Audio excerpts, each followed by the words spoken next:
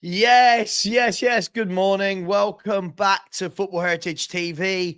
Another day, another defeat, another tactical masterclass from the one, the only Postecoglou of Tottenham Hotspur. And welcome today by Mark, the Sheriff. The Sheriff is in town. We're going to be joined by a few others. But Mark, how are you, sir? Man, numb to it now, to be honest. It doesn't bother me anymore if we lose. It really doesn't. Yeah, it's tough going, but you do get used to it. Yeah. Look, let me start with a few headlines and then we'll get into it. Guys and girls, this is 14 Premier League defeats in 27. 14 in 27. That is normally the mark of a team that goes down.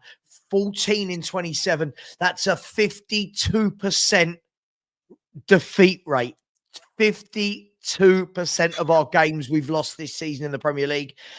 This at the moment, actually, I'll bring these stats up in a minute. We've got Philly's going to be joining us as well if he can turn his camera around the right way.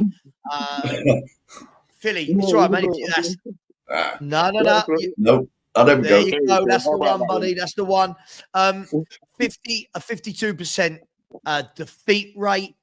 We've only won 10 of our 27 games of football. We are easy to beat. Philly, good morning to you, sir. How are you? I'm good, mate. Like Mark said, I'm numb to the situation, man. I'm used to this. This is watching Ange is good for a laugh. That's all I'm gonna say, mate. Because this is awful football. We're open. Go on. It has got bad, hasn't it? And just to let you know, Philly. So Tottenham Hotspur, in 2008, 2009, which was the season that we sacked in one day Ramos, and brought in Harry. And brought in Harry Redknapp to save us. That season we lost 15 games. Well, we're gonna surpass that this term because I don't believe we're only gonna lose one of our next 11. Before that, guys, the number of defeats, the highest was in 2003, 2004, which was 19. Now, if we go back to even 16 defeats, which is if we lose two more of the next 11, that was 2002, 2003. So for 20 years, coming up 23 years, this is our worst number of defeats in a Premier League season. But still, chaps, I am seeing people back this manager. At what point does this change? And what needs to happen for everybody to wake the F up? Get relegated, which we're not going to. I'm not saying we're going to, but we're not. We're not getting relegated this year because there's three worse teams on us. Sure. But we'll be a pasting in Europe. What it will be a pasting in Europe. That's what it will be, and it will be because of. Look at last night. Yeah, look how right. We have Pedro Porro and we've got Adoshi, two defenders, two wing backs here. Let me get it right. Two wing backs here who find it difficult defending. Right? Let's just be real here. They find defensive duties here very difficult to do. Right? So why would you play two wing backs here who are not solid defensively against two proper wingers? You're gonna get hurt. And that is exactly what happened. I didn't even watch the game, bro, because I knew exactly what was going to happen. As soon as I saw the lineup, I thought, you know what, this is a moth to a flame, right? You're asking for trouble, and Dooku gave it to me, and so did the other, and so did the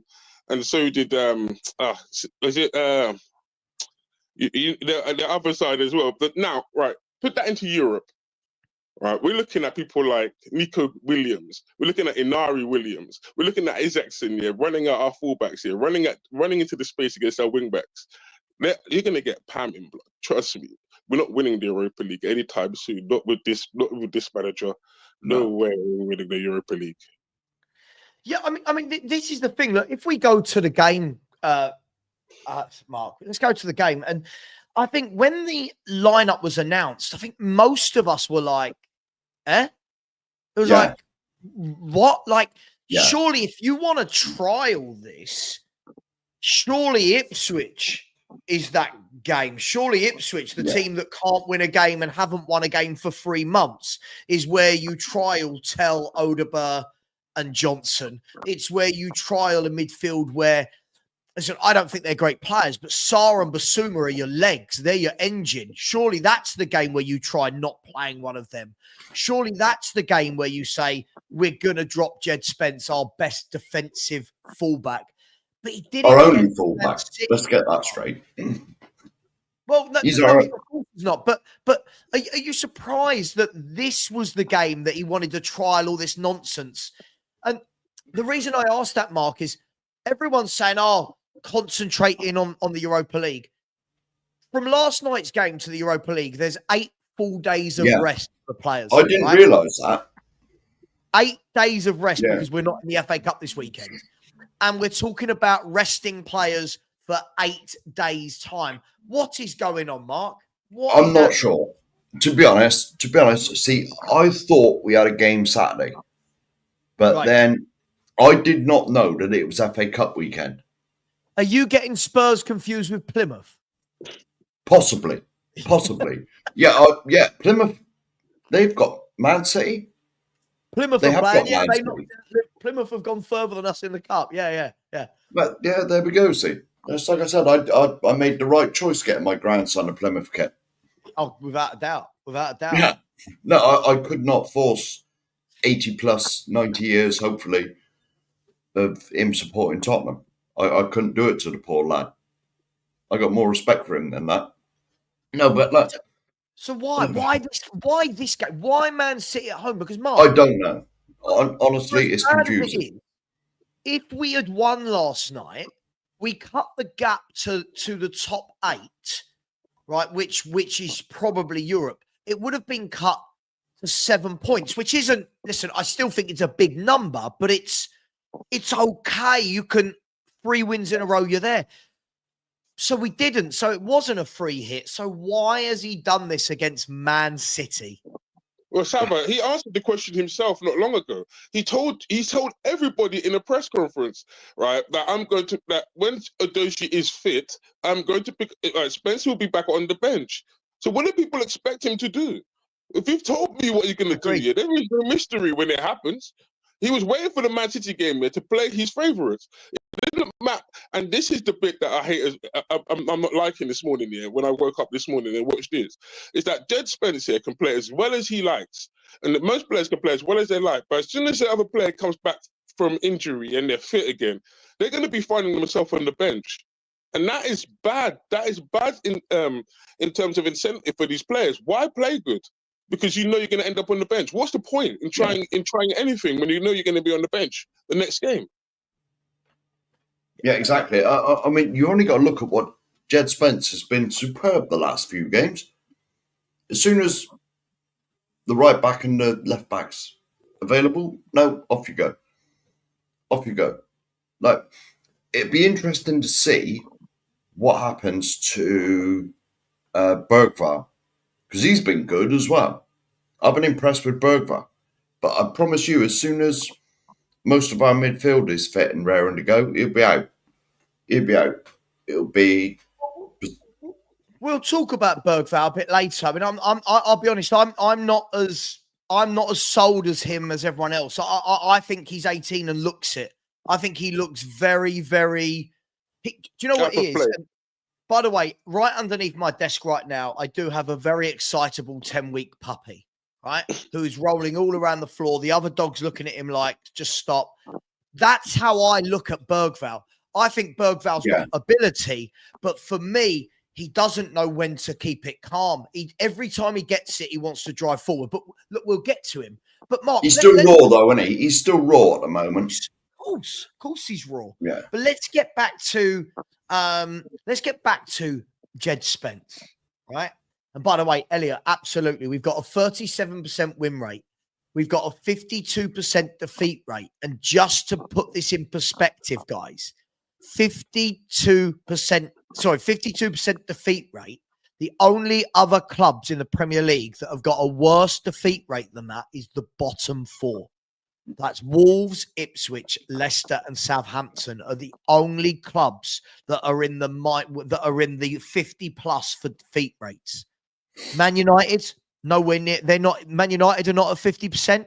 Everton. See, that surprises me. That surprises me. This worst Man United team here have a better win rate than Spurs. That's shocking, bro. Because we actually beat Man United already twice. Yeah. That's shocking. Everyone's laughing at Man United. I know. Saying how much of a mess they are. I know. That's, this is what makes me laugh. And then when you add in guys, like I've heard all year, oh God, what a really good League Cup run. What, we beat the worst Man United team I've ever seen and an out of form Man City. Sorry, and we only just struggled past Coventry, mind. Struggle past Coventry. People are going, oh, what a good cup run. What was it? Like, do you know what I mean? It's just. Let me take it further than that. Yeah, I think we've been absolutely pants in Europe as well. I'm not even going to lie to you. I think we've been absolutely shocking in Europe as well. When you look at we couldn't beat Glasgow Rangers. We couldn't get past Roma, and they were appalling at the time. They were near enough the relegation zone in Italy at the time, right? We struggled past Hoffenheim, who are close to the relegation zone in the Bundesliga, right? So we haven't been very good in Europe. We haven't been convincing in Europe either. So where are we favourites for the Europa League? That makes no sense to me whatsoever. So I don't understand where all this is coming from. That Ange's going to turn it around. After the first 10 games of last season, and like you put up the nice stat here, we were going to finish 12th, brother. Right. So once the initial shock and awe of this manager had gone to pieces here, we would have finished 12th. So look where we are in the league. That's exactly where we're supposed to be. Because this manager, is appalling. His tactics are shocking, dude. I'm surprised. The only surprise that I get is when we're not 2-0 down at halftime. That's how open we are. Well, look, let's go through. Let's go through for the team selection. Look, Vicario starting. I've got no issues with that. I think we all agree he's our number one goalkeeper. Yeah, he's the best. Danso and Gray, we knew we're going to play centre back because no one else is fit. So I've got no problem with that. Now let's look at the fullback areas. I'm going to say this, guys. I've said this for nearly 2 years now, and everyone has a pop at me for this. I think Udogie and Porro are awful fullbacks. Now, I'm not blaming them as such, but they are not fullbacks. Neither of them can defend. Neither of them are defensively switched on, and neither of them have been coached by Ange. Neither of them have been coached to do the things fullbacks do. Now, guys, talk to me about it. We hear it just now. Dropping Jed Spence, right? And people will say he's tired, he's played a lot. He's played 13 Premier League games between August and March? Is it March on Saturday? Right? Yeah. So between August and March, August, September, October, November, December, January, February, March. He's played 13 games in 8 months, and people are saying, oh, but he needs a rest. Just awful management, right, guys, to drop Spence yesterday. Awful management. Dreadful. I mean, I've said for ages and ages and ages, right? Udogie and Porro are wing backs. And if you're in a back three, you're not charged with defensive responsibility as much. Yes, you are still expected to do it a little bit, but your main job is to go the other way. Bomb forward. But Jed Spence is our only fullback. He's our only recognised fullback. But he can play wing back as well. But Porro and Udogie, they're caught out of position. But a lot of it is the system. I believe if we got someone that played a sensible defensive situation, that they'd look a lot better. It doesn't help when but Mark, that would help you if we play 3-5-3 at the back. Yeah, exactly. Why 3 at the back here would be suiting better for the wing backs, because they can just bomb forward, knowing they've got the defensive cover at the back. But again, we don't play that way under Ange Postecoglou. And it doesn't matter how many games we play. He doesn't even look at the situation and say, you know what, let me adapt it by playing 3 at the back. So it actually helps the players that we have. So you're not even playing with a cards you're dealt. You're forcing these players here to play, like I always say to people here, round pegs in square holes. And then they wonder why the conclusion here is the same. This is why it looks wrong, and why this does not work. But yet this manager is like he's pig-headed. He doesn't, even though you're getting slapped every week, it's like, oh, I'll just keep going. This is why I call him a Duracell bunny, because you just keep going, brother. It doesn't matter what situation you are, you just keep on going, mate. It's the first time the madness, though, to keep doing the same things and expecting different results. Mm. You know? Well, this is the thing. I mean, guys, look, whatever people want to say about Doku is an old school winger, right? There's not many of them. Doku wants to take you on the outside. And most wingers these days cut in, right? Not Doku. Doku and Savio as well, they want to take you on the outside. Knowing that, having seen the game on Sunday where Doku took Trent Alexander-Arnold to the cleaners, surely our team watch these games, watch the DVDs and go, right, you cannot leave him one-on-one, and I need my best defender marking this guy. What does Ange do? Nope. Ange drops Kulu for this game. And yes, Kulu needs a rest. I'll caveat that. But not rest him against Ipswich, right? So he takes off our defensive winger, Kulu, who will track back and help, and our best right back, Spence. Both of them are on the bench and plays Johnson, who doesn't track back and help and is weak. Porro, who can't defend. And lo and behold, guys, we said it before the game yesterday, Doku's going to have a field day. People going, he's shit, rah, rah, rah. What happened? Doku had an absolute field day. He created 4 clear-cut chances in that first half. And not only, Philly, not only did he fly past Porro, he absolutely out-muscled him. He bodied him in that first half. Why can we see it? Ange can't. How is he not seeing this, Philly? I think he does see it, yeah, but he's just so removed from reality, yeah, that he just keeps going anyway. He just thinks, you know what, I'm just going to keep doing this. I'm going to keep putting this player. I'm going to keep playing Poro. I'm going to keep playing Adoshi. It doesn't matter who we're up against. I'm going to still keep playing that way. So you're basically inviting the pressure onto you. And this is why I've looked at the game yesterday. And when you said the team news with Iggy last night, I'm looking at it thinking, my man, this is gonna be a massacre. Really and truly, City were wasteful yesterday. Oh, and let me take it back a year, Savva, because this has been a year now going on for a long time. Yeah, Ange's winning mentality, because he shouted at the fans last year, yeah, why we didn't beat Man City. Yeah, let me take it back to that bit, please, because here we go. Yeah, right. It was last night a winning mentality, brother. When you're setting up with Jed Spence, yeah, the only defensive right back at the club. Was that a winning mentality, bro? Because I don't think it was. I think you were setting up. I think you settled for the loss yesterday. That's what the lineup told me, anyway. Yeah, just quickly, Beth. I will send Dan over some pictures to show you. At the moment, he's asleep, so I don't want to pick him up. When a puppy sleeps, don't wake him up, because when they wake up, they have got bundles and bundles of energy. Yeah, listen, Ben, welcome to the show. I'll get to Mark, then I'll come to you. Yeah. Mark, I would love to say that it was just yesterday where a left winger has had a field day against Tottenham because we're so wide open on the right-hand side. But Mark, it's every game. And I'm guessing if you're the AZ Alkmaar manager, if you're who's our next game? Is it Fulham or Bournemouth? Which one are we next? Fulham? I thought Alkmaar was next. Fulham, right? If you're Fulham, if you're the AZ Alkmaar manager right now, you're getting your left winger and you are bringing him to the side. You're calling him to your office and going, right, we've got Spurs. This is you. This is your game. We're going to get the ball to you, and you're just going to be in space, and I want you to just create.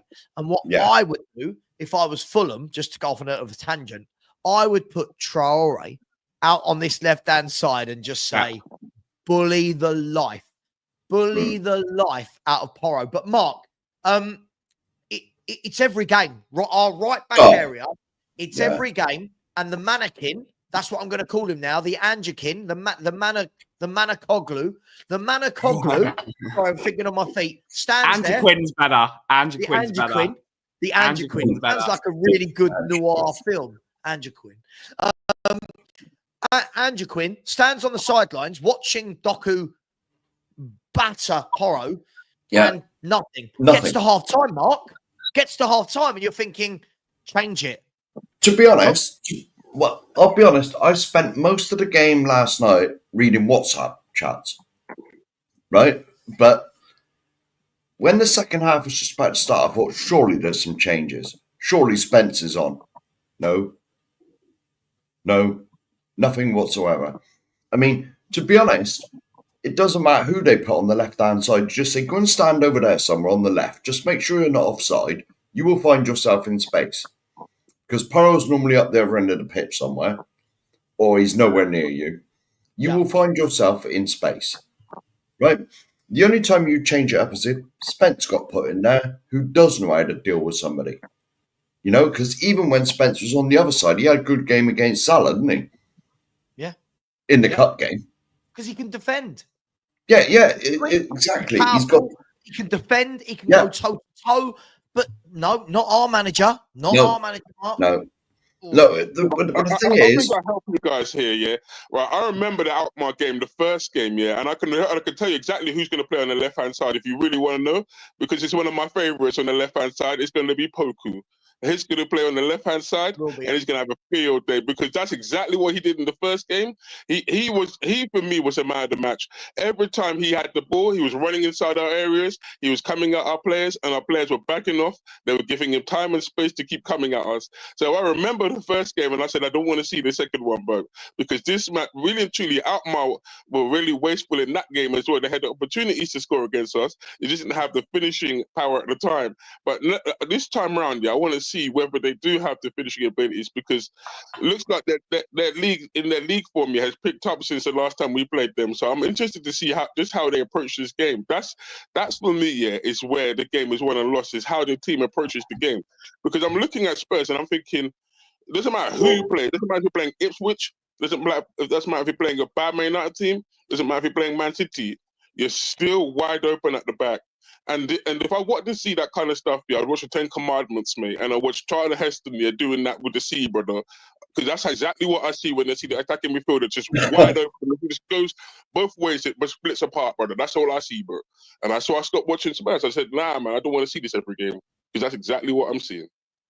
Well, look, let me ask Ben. I want to bring you on a comment, Ben. And by the way, yeah, the parting of the Red Sea is just such an easy analogy. Everyone who's been beating Man City, they are solid through the middle, and they do not allow Man City to part the Red Sea. Spurs just went, welcome to North London. Welcome to North London. Take what you would like and go back up the motorway and get back to Manchester with 3 points. Ben, Jason Manuel, thanks for the comment, Jason. I said, you guys moan about non-rotation, then you moan about rotation. Don't flip-flop, gents. Ben, it's not the case that we rotated yesterday? Isn't it the case that surely when you are playing against a team with two brilliant wingers like Doku and Savio, that's not the time where you start tinkering about with your fullbacks and your defensive winger? Surely the rotation should have been Ipswich Town, shouldn't it? Yeah, it's common sense, isn't it? And it wasn't even just he was tinkering during the game. How many times did you see Archie Gray and Kevin Danso switch positions? They were constantly switching. They were never in the right position. They were constantly going like that. One was because why is Danso on the left? Why do you can't? When you defend, you've got to be solid. You've got to know what your position is. You have your brief before the game and you follow it to the letter. That's how defending is. Defending is textbook. It's all about know-how and positioning, and we don't have any of that. We said it in the WhatsApp group last night, Savva. It's like watching amateurs play football, the way Tottenham play football. The moment the ball goes into the middle of the pitch, every single Spurs player runs towards the ball like it's watching children. It's like watching children play football. No one's saying, okay, you go to the ball, I'll be in this space to make a position to... There's no triangles, there's no patterns of play. It's amateur. It's amateur hour. And I thought Jeremy correct me if I'm wrong. I thought Doku was amazing yesterday. Superb. The speed he Superb. has, like the absolute ferocity when he runs past a player, and I think Spence could have kept up with him, but I don't think anyone was beating him last night, Savva, to be honest. No. He was lightning fast. It's one of the quickest players I saw yesterday. And I don't think anyone was stopping Doku yesterday, but we didn't even try and stop him. I don't even think it was the parting of the Red Sea, because everyone just sat in midfield. We sat so narrow. We just, there you go. There is your aisle. You can just walk straight past it, and they're cross after cross after. If they had their shooting boots, they missed 2 sitters yesterday. They had 2 massive. Should have been, Ben. That should have been 4-0 at our time.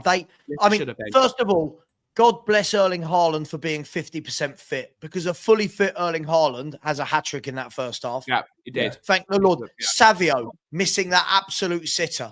Right? That game should have been 4-0 at half time. And then what I started seeing yesterday, guys, over the internet was, but we only lost by 1 goal. And you're like, oh, come on. Like, surely no one watched that game and went, you know what? Yeah, this is good. And you've got Ange saying that's more like the team we want to be. Why? Relegated. Awful. It's utter madness. It's madness. But Philly, let me come to you. This is an interesting comment, and I think this is really interesting. We're putting all our hopes on these youngsters. We'll get back to the game in a minute. Putting all our hope on the youngsters, but this is a really good point. I keep hearing in 2 years, Gray will be brilliant. In 2 years, Bergvall will be brilliant. In 2 years, Moore would have developed. In 2 years. But this is a brilliant point. People say our youngsters will be great in 2 years. But Adogi is the same now as he was 2 years ago. No improvement, right? Mm-hmm. Let's be fair. Sarr hasn't improved in any way, shape, or form as a footballer since Ange has come in. So where are people getting this from, Philly, that suddenly all these youngsters are now just going to evolve and be brilliant players? Like, I'll call it, like when Lubo comes on, he says to me, come back to me in 2 years about Gray. Well, under this manager, do we really think these youngsters are progressing? No. There's no guarantees here that these youngsters are going to achieve anything, right? Because we've heard this before with Tom Carroll. You heard this with the likes of Jake Livermore. You heard this with the likes of Skip, of Winks. How long when they come good. Hang on, right. I'll write a list and come back to you in a minute, Philly, of all the hundreds of youngsters that I were told were going to be superb. Dele Alli, that's one. Dele Alli's one, and he was until he dropped off. All right, Mason. I'll give you 2 conundrums, Mark, here. Let me give you 2, right? The players like Romero and Van der Ven, do they have time to wait 2 years here of their career, right? Because career in football can be very fleeting here. Do they have 2 years in their career to wait for the players to get to that point? Because if they actually want to achieve something in football, their careers are going to be very short under this manager. Mm-hmm. Exactly. So do they have time in their career to be waiting around there for the other players to get to the point where they're actually ready to be competitive? Because I don't think they do. And if they have ambition, I would look to be getting out of there as quick as possible. That's the first conundrum I have here. And the second one is, we don't know whether Gray is going to be any good. We don't know whether Bergvall is going to be any good. And under this manager, they're actually exposed, because I actually feel sorry for them now. Because this is why I didn't want to bring them in the first place, it's because I didn't want that weight of expectation and the burden on their players, when the time came, because they're 18. What were you guys like at 18? Because at 18, right, for someone like Bergvall, Sweden to England, it's a big, massive uplift in your life. Right, so you're coming to a brand new country, a brand new league here, right, where you don't know everything, right, and have the weight of the burden of pressure of responsibility on your shoulders at that age, right. We don't know whether the player can cope with that or not, right. This is why you need an old head around you. Look at Lamel at Barcelona. Look how he's got the likes of Frankie de Jong around him, the like of Lewandowski around him, who've been there and done that. Even Rafinha, Philly, that's been there, seen it, done it. Amen. There are some. Real Madrid is another one. Look at the young players like Arda Güler, the likes of Endrick. But look at the players they have around them that can steady them, like Modric, like Cruz was there. At Tottenham, yeah, there was no one who's actually been there and done it. It's a Madison, but it's so bit and far between that you just can't rely on that. Yeah. And this is the problem with me. This is why I always said, yeah, that I didn't like the youngsters coming in at the time, because I knew that the weight of pressure on the youngsters could make or break them. This is why I said there at the start of the season, I don't want to see them come in here and be dumped into the first team. It doesn't make me a negative fan. I just saw it from a realistic point of view, and I said I didn't want that weight and pressure on these kids at that age because they are vulnerable. In regards to the young players, I think a lot of people that have got hopium about it, or I'm combining copium and hope. It's hopium. Hopium. They were told when this manager took over that he actually works with the youngsters. There's no evidence at Tottenham that he works with youngsters. No, at Celtic, the average age of the team was 27. Yeah. So a lot of the Ange fans have told themselves a lie, and they're so desperate to believe it. They're spouting this lie. He doesn't play. He didn't play young. He doesn't work with young players. The only time he's worked with young players was about when he was working with the Australian under-18s team, and that's a long, long time ago. Yeah. That was a long time ago. He's been at 3 clubs since 3 jobs since that, from what I remember. But isn't it funny, Ben? Ben, isn't it funny that all last year, what I heard towards the back end of the year and all summer was, you guys, all of the Ange defenders, you guys don't understand Ange.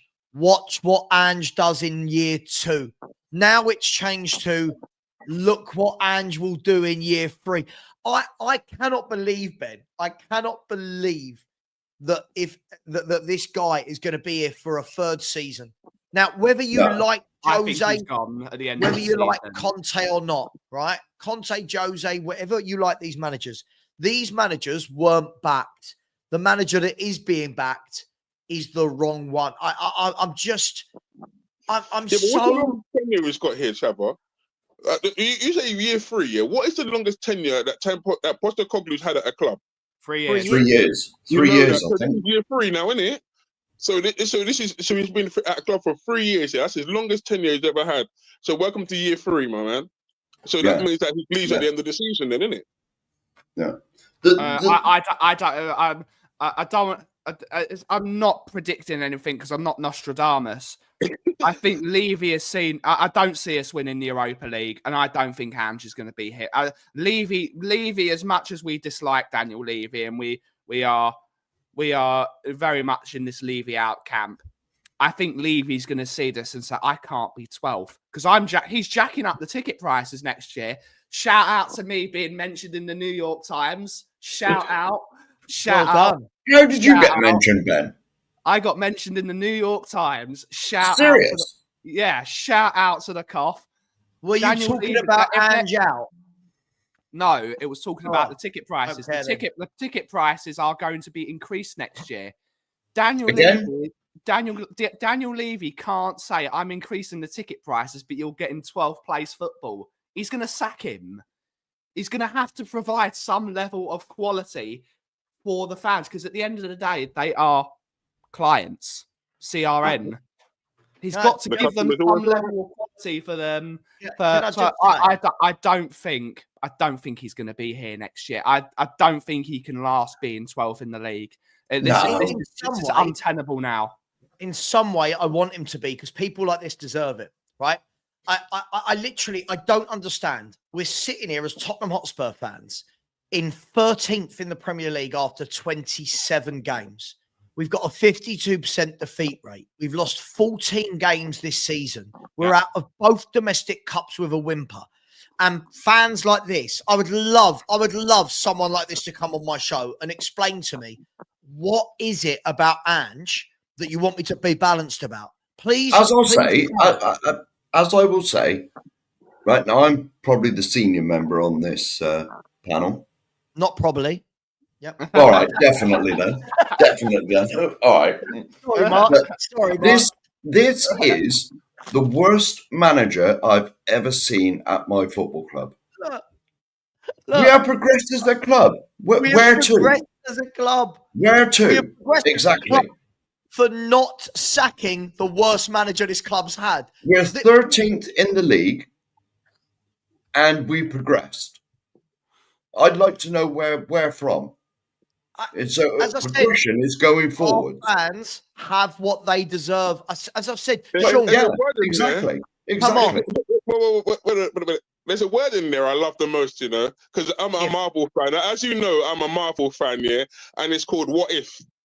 What if, buts and maybes, mate. And I see if we've gotten to the final, mate, there is no guarantee that we're going to get to the final. So buts and maybes are just monkey nuts to me, mate, because really and truly, I don't want to hear ifs and buts at this football club, because everything else when it comes to price rises, which vendors support that, it's not a case of if, buts and maybes. It's when it happens, brother. Right. This club has gone backwards under Ange Postecoglou. I'm sorry, it has. Look at these fans. Look at all these fans, Philly. Look at Lenny. Look at Sean. These guys are watching these tactics, right? They're watching this manager's tactics, right? Sean, you can absolutely call into my show right now because put the link in. What I want you to call in, I'm going to see how many times you say the word if. What I will do is I will talk to you about facts and what has happened. I'm going to see how many times you use the word if, and then we're going to have that debate, right? I'll tell you what, the link is going to be there. Can I just say something? Right? I saw us get relegated in 1977, and this is the worst manager I've ever seen at my football club by a long, long, long, long way. He is the worst. Listen, Mark, what I don't get about it, all the facts have added up. Well, do you know what? Let me show you. Right? And I'll just say one thing about the kids as well. Well, when he says we have the youngest starting lineup, that's Daniel Levy that's done that. He's lowered the wage bill. He's brought in all the kids instead of bringing experienced. He's done this.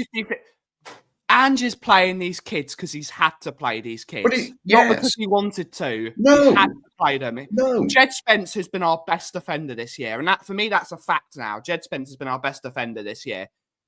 He didn't even put him he's in the not a Europa. kid, is he? He felt for so little of Jed Spence. He didn't even put him in the Europa League squad. He only played him because he had to. He only played Archie Gray because he had to, and he's not even playing him in his position. And Jed Spence is not a kid; he's 24. He had to play Bergvall because all our midfielders got injured. He had to play Mikey Moore in those games because we had no wingers. He had to play them. Sean, there it is. And Sean, do you know what I love? You've answered what was going to be my first question to you. This is what I love. Thank you. I'm going to show you. Yes, we have got a better squad than he inherited. And we're doing worse. This is the point, mate. Yeah. We have got a better squad than when he arrived, and we are losing more. I can't remember as a Spurs fan losing games at this volume. Now, we've never been a serial winning team since I've been alive, guys, right? And I know that Mark thinks I'm his age, and this is probably just really, really good face cream. I know you're not my age. Even Mark, the years you've seen, I've seen, we've never seen serial winning teams. No. I cannot remember, maybe going back to that relegation year, I can't remember the volume of losses coming as thick and fast as they do under this manager. And the volume of excuses that come with it. Yeah. Yeah, right. Now, no, not him. Not him. Not him. Why have you got this mud? Is that Sean?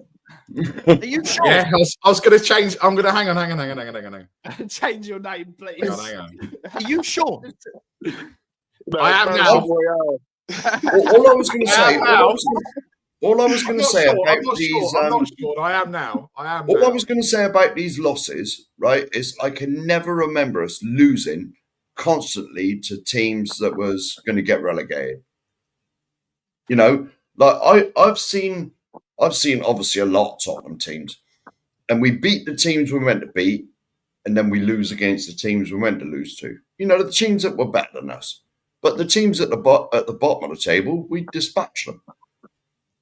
You know, we have had rough times, But I'll tell you, this manager is the worst I've seen by a long way. Long way. Mark, he hasn't even got credit in the bank, right? Because I'm going to say this to you now, yeah. When Tottenham sat Pochettino, yeah, he was 14th place in the league, yeah. He had already got to the Champions League final, yeah. He'd already got to League Cup finals and semi-finals, right?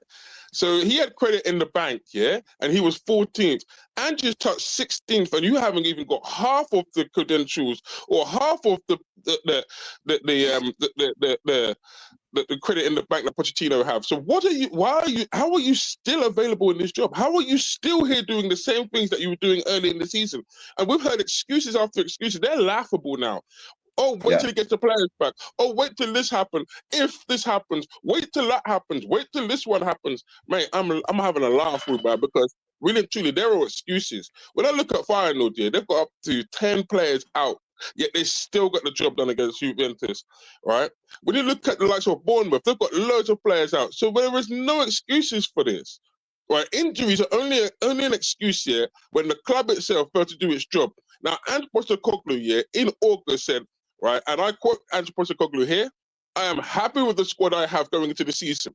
So if you're happy with the squad going into the season, then you've got no excuses when injuries happen, brother, because you should have looked at that variable at that point where you said you were happy with the squad. Now, get on with it, Rebat. Do you know the funny thing, guys, right, is I'm going to bring this up, right? Pochettino in 3 years, in 3 seasons at Tottenham, Pochettino lost 17 games. That's because he's magic, Sav. He is magic, you know. Hang on. I know. We all know you've got your Poch pants on. Don't worry about it. Right? We lost 17 games. Right. So if I'm not wrong, doesn't that average something like 5.6 defeats a season? Right. If I'm not wrong, over 3 years. Yeah, something like that. This manager has managed 14 defeats in 27. Right. If you look at last year as well, so far, with 11 games to go of 2 seasons, he's lost 26 games of football in the Premier League in 2 seasons. Now, don't take my word for it, guys, because Savva could be a liar. If we have a look at this chart here, right? This is all of Spurs' league finishes ever, by the way. So we can go up to whatever level we want. Now, just for clarity, the column we're looking at there is the 4th column in.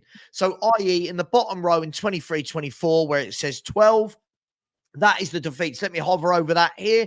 Can you see my cursor? Yeah. Right. So that column there, that is the number of defeats Tottenham Hotspur have in a season. So we can see there, right? 12 last year. And I'll say, okay, cool. It's your first season. 12. Cool. Whatever. Not great, but whatever. Right? Before that, yeah, when Stellini and Mason had it, towards the end of the season, we lost 14 games. We fell off a cliff. Right? Now let's go up and see where we can next find 14. And bearing in mind, guys, we're on 14 with 11 league games to go. So unless Spurs don't lose another league game with trips to Anfield, trips to Villa Park, trips to West Ham, trips Stamford to Wolves, Bridge. right? Stamford Bridge, Fulham away, right? So unless we don't lose, let's have a look. All right. If we go up, you can see there. Let's see where we last had 14, right? Please don't be in Poch's years. Please don't be in Poch's years. Here's Poch's years. Look, here's Poch's years, right?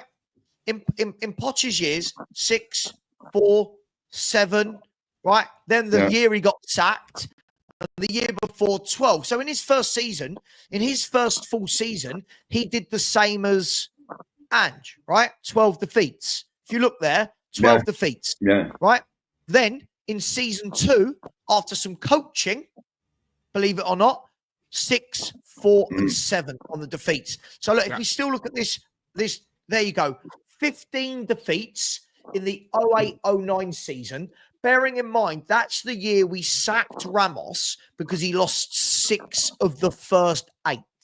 We had 2 points in 8 games, didn't we?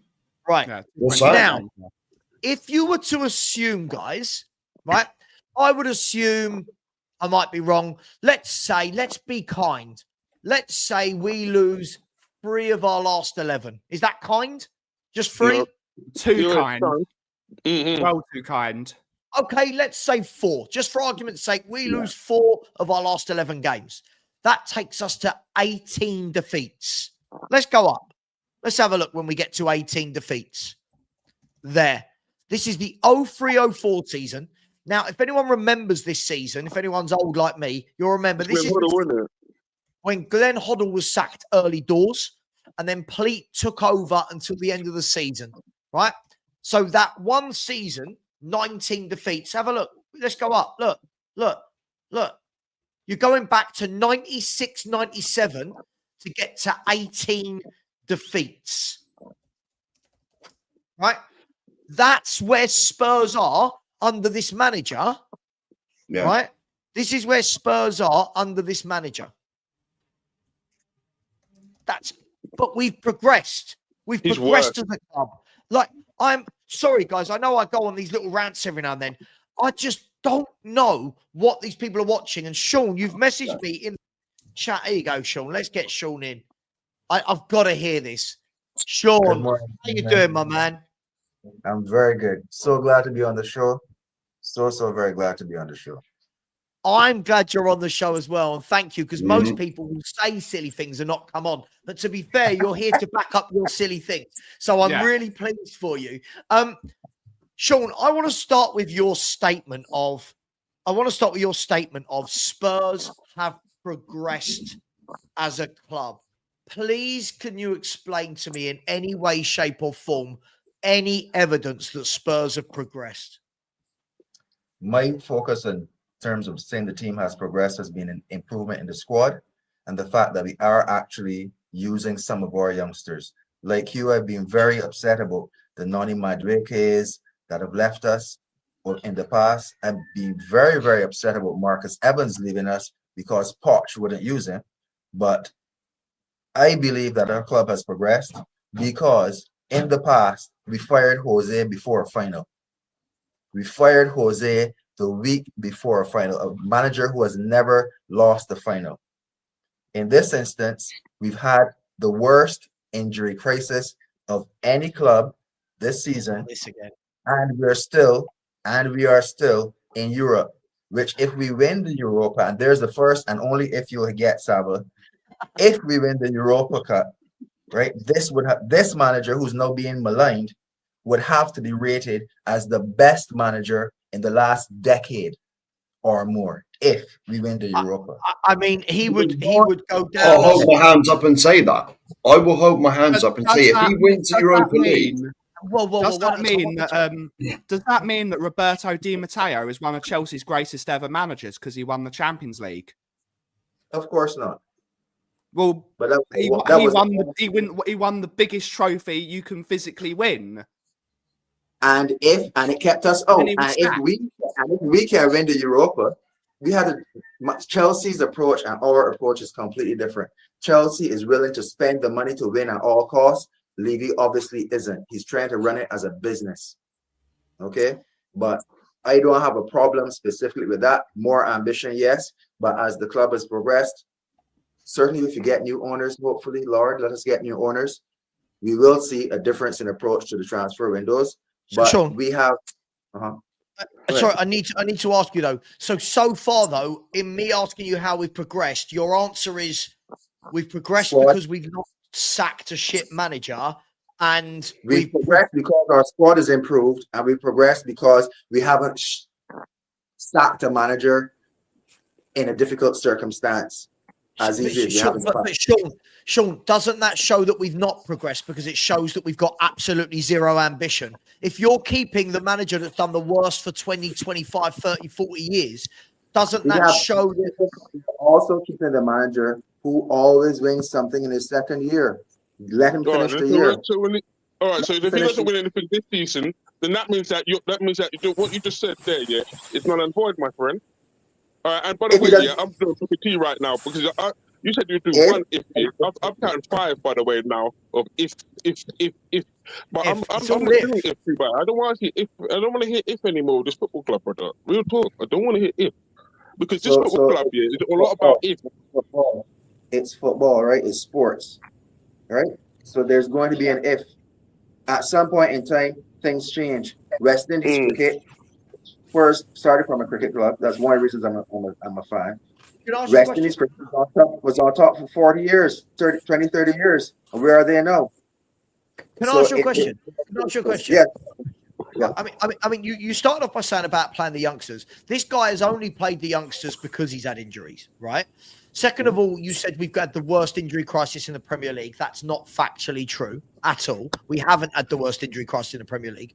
Third of all, just because you have, well, I mean, factually, Brighton Hove Albion have had a much worse injury crisis than us, and are sitting 10. Brighton Hove Albion have lost their 2 starting centre backs, their starting goalkeeper. Hang on. Let me finish. Factually, again, fact. This is the difference, right? People want to come on and talk about ifs, buts, maybes. I will always use facts. Brighton are top of the injury table this season. Right, Brighton have had so many injuries and are sitting 10th in the Premier League, right? They are, hang on, let me get this correct. Brighton are sitting 8th in the Premier League, 10 points above Tottenham, and have managed to only lose 6 games of football all season.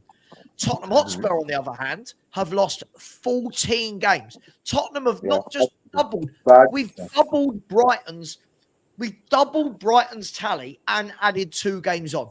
Aston Villa have had nearly as many injuries as us this season. What about Bournemouth? Hang on. I'll get them. Mark, come on, man. This is me. Oh, you know I'm going to get there. Right? Aston Villa are just 3rd below us in the injury table, right? So we are second in the injury table. That's a fact. We're second in the injury table. But you know the funny thing is, what makes me laugh is when we don't have all the injuries, we play like we played last night. There's another excuse. There is always an excuse for how badly we are set up. And you said it. You said we have improved our squad. Then why are we 13th and statistically looking like having our worst ever season since the season we got relegated? Because there's something called quality and there's something called quantity. The quality and quantity of our injuries has affected our club, I'm saying, more than any other club. We have lost. Based on what? Sorry, no, I'm not having this. Based on what? Stop, Savva. I'm calling you. Have had the chance to research this. I am telling you off the top of my head that when you lose your top goalkeeper, your number 1 goalkeeper, you lose your starting 2 centre backs who are quality, and then you have to use what we've used. And at one point, we had Spence, Gray, Udoji was fit at the time, and Poro playing in our defense. No, I defy you, because you have the research ability, to tell me which team has lost the core. It's goalkeeper, starting number 1, 2 centre back, and come forward. Because let me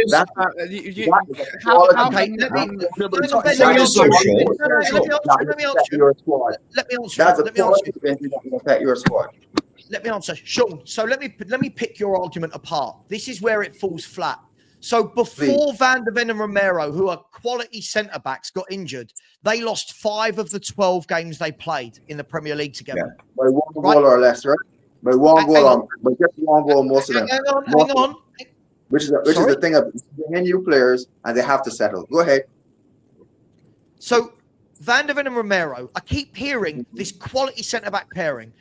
Of course, last season, when they played for the last 10 games of the season, we lost 7. Right? Then for the next 12 games of this season, they lost 5. Right? So if my maths works out, if my maths works out, 7 add 10. 7 add 12 is 19, right? And Tottenham Hotspur lost 12 of those 19 games that Van der Ven and Romero played together. So this notion that what happens when your 2 centre-backs go out? Well, we were losing loads of games with Van der Ven and Romero, right? Yes, Vicario got injured. But you know the funny thing about your stat? This year, the better teams we've beaten have been when Van der Ven and Romero haven't played. Right? This is what makes me laugh. Yeah. The better games we've won is when Vicario, Van der Ven, Romero, it's when they've not played.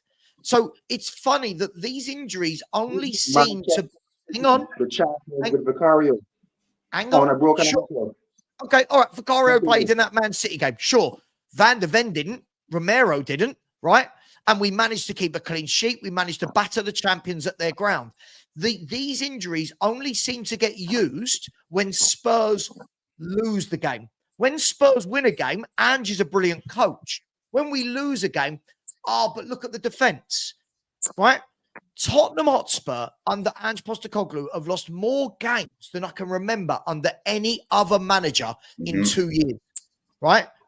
With Van der Ven and Romero or without them, Sean, right? Who else has been missing? Who else? Solanke's missed about 4 games now, sure. Who else has been missing? That's 4 games. Okay, Sean, who else has been missing? You said Van der Ven and Romero. Who else has been missing that makes such a big difference that we should lose this volume of games? Anytime you have 10 players out at any point. Not what I asked. Not what I asked. Pardon? It's not what I asked. Who? Because when fans like you, Sean, say things like 10 players. Let me just stop for a minute because I don't want to kill your broadcast with dead airtime. But I have to think about that because I know for sure the 3 are the key ones. You're then playing players over and over and over and over again, so they can't be up to the speed. But when you take out your availability, your ability to rotate, playing the type of way he plays, it's not that we're here because Spurs have just been losing. Spurs have been losing badly and playing horrible football with people who don't care about the game. I want you to also remember Spence was bought by Levy. Okay? Conte. That shows that he's been our best defender this year. So that shows that Levy knows more about football than I. The poor coach that he hired because people are saying win now, and he hired Conte, destroyed our football. I'm a Spurs fan because of Huddle and Waddle. Okay, Garth Crook. Okay, but can I ask that I'm a Spurs fan. So when you come and you have people who want to take my football and just be defensive all the time, we used to have the most FA Cups. We had the Sean, you know what I don't need? With all due respect, I've got my own Spurs YouTube channel. I talk about Tottenham all day. I don't need a history lesson in Daniel Levy, Enoch, and Spurs' history of winning trophies. I don't need that. What I'm trying to do is pick apart your argument because, like Mark said, we have a better clean sheet percentage when Davis and Gray play at centre-half than when VDV and Romero do. But I want to go back to the question I asked. You think stats is the key? No, hang on. The key thing. Let me ask the question, all right? Go ahead. Let me ask the question. The problem is with people like you, and I'll say this, you know, this is how I speak. Don't take this offensively. The problem is with people like you. You hear the number, we've got 10 injuries, we've got 12 injuries, and you don't actually dig deeper than the surface to look at that. So let's break it down with the injuries, right? Vicario, yes. Right? Go ahead. Vicario, hang on. Vicario, yes. Van der Ven and Romero, sure, but we're talking like Van der Ven and Romero had been doing well, and they hadn't been doing well. We were losing a lot of games with them. Udogie, I'm not counting that. Udogie's crap, right? Spence is better than Udogie, right? Oh, you think Udogie's a good defender? Of course. Well, here's half our battle. We'll come back to that argument in a minute. This is half our battle. Spence is better than Udogie, right? So Udogie missing and Spence playing is a positive. Right? Who's been? Spence is the right back who learned to play left back. Hang on. Spence is a right back and came back for the last game. Played well. A man coming back from Spence is a right. Spence is a right back and still better than Udogie at left back. Right? So now tell me, in the midfield, who's been missing that makes a massive difference to the way we play? Bentancur's been missing at points in time. And Bentancur's been playing in all these recent games where we've been crap. So go on, who else? So what do you call being crap? Losing to Man City by one goal when we had as many chances or more than that? You know what's your analysis? How are you analyzing this game? You're analyzing the result, of course. If you're analyzing the results, no. I'm not analyzing the result. Of course you are. That's what it comes down to. Don't tell me what. You really expect that a Spurs team in this position can challenge right away for a title and be consistent? Sean, can I stop you? Sean, the problem that you're slipping into, and I can tell you don't do this a lot, which is fair play to you for coming on, but when you're going to lose a debate is when you start saying stupid shit to me like, do I expect Spurs to win a title? I have not been offensive to you, sir. Please. I am Sean, not. Sean, I'm not hang on, with people Sean, that need to behave that language. Sean, hang Because on, if you want to, I can do that way too. to talk that way, it doesn't offend me. There's the difference, right? Sean, the problem is But you've sat there. It's not me that to be offended. Let me finish. You've sat there, Sean, and said you think we should be winning titles immediately. Anyone on this panel? I didn't say that. I said that you think so. I said that you think so. Let me finish. Let me finish. Sean, let me finish. You started wrong. You said that. I said that. I never said that. Everyone just heard you say. Check the video. I did not say that. I said the opposite of what you said. I said you can't expect us to win a title and be challenging for a title in this position right now. Sure, you can't. But who did expect that? No one here expected that. So that's a throwaway. Oh my gosh! This is such hard work. I can't get a sentence out. I cannot get a sentence out. Go ahead. No one expected us to challenge for a title. But this is the problem. People like you are watching games like last night and going, we had as many shots. Did you not see how this manager set this team up last night? And you think that was good? Let me explain why I think that is reasonable, if not good. Because it's not everything that Ange doesn't agree with. Okay? Sure. I don't have a problem with him resting Sonny, making sure Son is fit for our next game, which, as far as his position is concerned, he needs to win. I don't have a problem with him resting Kuleveski, who is a key player for us, giving him some time off so that he can be ready and not injured for that game. Sean, do you know when we're playing? Is AZ Alkmaar. Do you know when we're playing AZ Alkmaar, Sean? Next week, Wednesday. Next Thursday, right? Thursday. 8 games. There's an 8-game gap between Man City and Alkmaar. And now, this is the problem. Fans like you that back Ange, the excuse is now. It's not an excuse because the man could have played and been hurt. Right, and be out for let me interject here. Sure. Let me interject. I'm baffled. Right. You have what you deserve. You have what you deserve.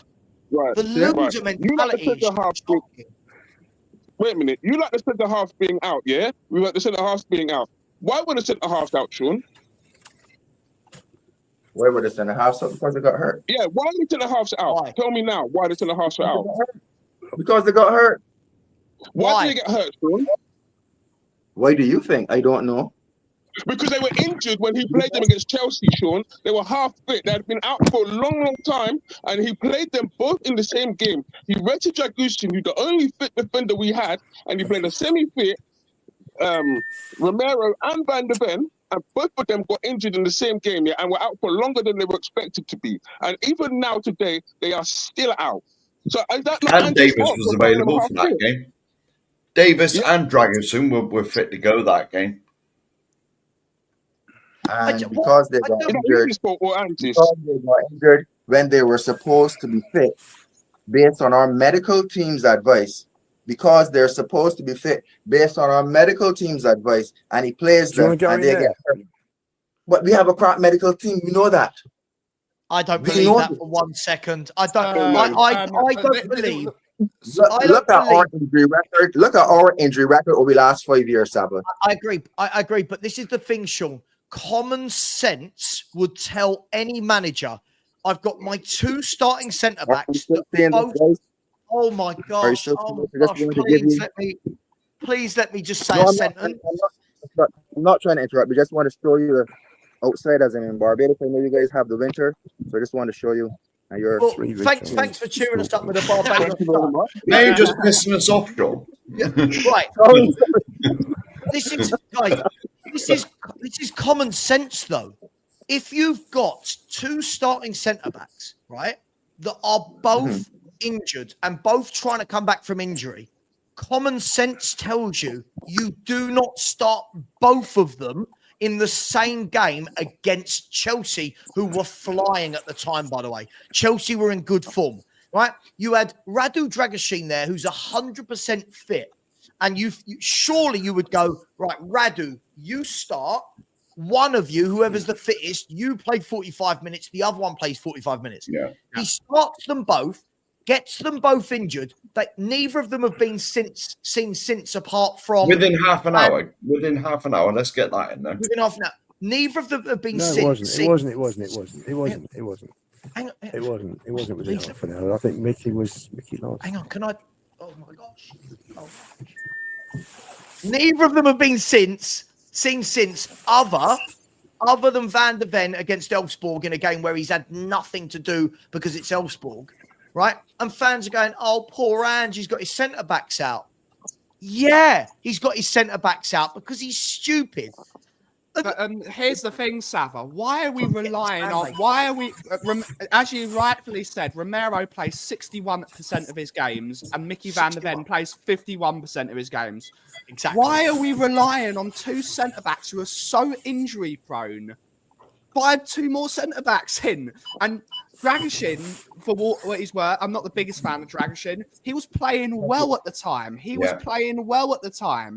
He killed his confidence because he said to Dragusin, it doesn't matter how well you play. The moment Romero's fit, you're in the doghouse, mate. He killed his confidence. And after that game, Dragusin wasn't the same footballer. He played with no confidence because he says, whatever you do, you could put in 10 out of 10 performances every single week.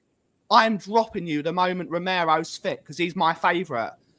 It's been our best defender this season. The moment Udoggy's fit, you're dropped to the bench, mate. I'm playing Udoggy. Yeah, it's the same as Spence, Ben. I want to understand, guys, that I support Ange, but I'm not blindly following Ange. There's lots of things that I can't understand what Ange does at times either.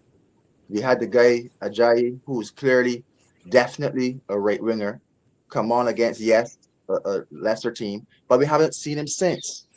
Doesn't play. You're the one who said he plays the youngsters. You started this by saying that he plays the youngsters. He brings the youngsters through. He doesn't. Yeah, I'm not saying he's been playing them, whether it's been through injury or not. They've been getting the chance to play, and the fact is that a lot of the youngsters that have become teenagers are starting in Tottenham's team. Now, I expect us to lose Tyrese Hall, which is again another great one that we're going to lose because he hasn't been played. But we have the Suma, we playing him at 6 instead of at 8. There's so many different things that, and I agree with most of the chance, we definitely need a 6. We definitely need a 6. Play with one. He doesn't play with one. Right, He has to adapt to the game. He doesn't adapt. That is the problem. He doesn't. He has been. No, he hasn't. No, he hasn't. No, he hasn't. Again, this is. Can I just say? I'm going to bring in Nick. So we don't all talk all over each other. But the problem is, Sean. I feel like the word Ben used earlier in the show is where you're at. I feel like it's hopium now. Like we're now starting to make up narratives, right? We've improved as a club where there's no evidence of that. He plays youngsters, yet only when people are injured. He's adapted to a number 6. No, he doesn't. Nick, let me bring you in here. Hello. I know. I mean, where are you with this Ange stuff? And I can't understand personally people like Sean that think we've moved forward under Ange. This is the worst I've seen Tottenham in 40 years. This is the worst I've seen us for 40 years. I think we look dreadful under this manager. This is horrendous for me.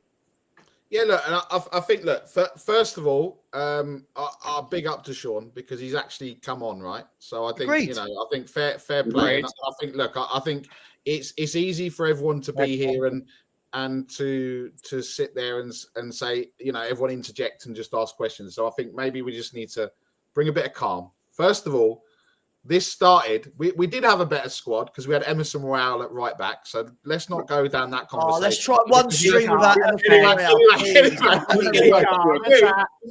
knew the first chance he had to put Emerson in the conversation, he'd be in there. Excuse me, Mark. I'm talking now. Yeah, I'm talking now. Right?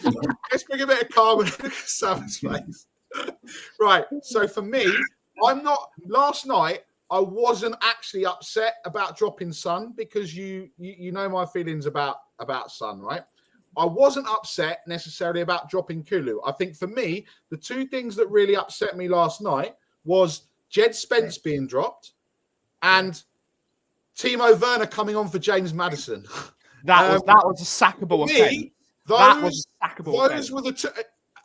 And also, Brennan Johnson, if he does not play football for this club ever again, I would not be upset. He doesn't run, he doesn't sprint, he doesn't make challenges, he doesn't help out anywhere. He doesn't even. He's like a statue, right? But Nick, so, your comment about Kulu, what I can't do it from here. I was going to mute him when he started JDL slander. What I don't understand about the Kulu thing yesterday is why is that the game where you rest it? The game where Man City, who have probably the best out-and-out wingers in the league, right, that run at you in terms of Doku and Stavio, the game where you know Doku is going to absolutely ruin Porro, surely that's the game where you want Kulu out on the right so he comes back and protects. That's why I was baffled about Kulu not starting in that game. And Son... Son's gone. Son's finished as far as I'm concerned. But we wait for Son to have his best 45 minutes of the season against Ipswich, right? You get some confidence into him, and then the very next game is the game where you go, right, we're going to give you a rest. Surely these players should have been rested against Ipswich, not Man City. It just all feels like every decision he makes is wrong. I'm not defending him. I just think that Ipswich result had a Tamworth feel for me about it. And you saw how they started, right? And realistically, we could have been 2 or 3-0 down, like really early doors against Ipswich. And I think if we had done and then brought them on, knowing what they needed to do, that's why I think that it wasn't done against Ipswich. Kulu obviously came out and said he was like 40%, 50% fit. Maybe, look, I'm not defending him. Maybe Ange is learning, going, maybe I shouldn't play players. Look what happened with Romero and Van der Ven. Maybe I shouldn't play them, and because they're going to get injured. Man City. I know, Savva, but Man City at home is not the game to do that. Yeah. I get it, but maybe he thought we're on a hiding fit. Man City played on Sunday and they were beaten. So why not play the youngsters like Odebear, who's coming back from an injury? Because Man City were beaten by the best team in the country on Sunday. Liverpool didn't put out their kids. I'm talking about recovery because they played after us. We played on Saturday, they played on Sunday, and they're playing the same day Wednesday. So they're playing on shorter rest than us. So that's a game where you could argue that I want to bring the players who've had the injuries, bring them back, give them a long run to see how they do against a weakened Man City team. But have you noticed that weakened Man City could have put 5 past us? After excuse after excuse after excuse for this manager. It's not an excuse. There's something called an excuse. There's something called a reason. Based on persons. Right, this time last year, the Man City game this time last year, right? What was the narrative coming out of the match? Was it not about winning mentality?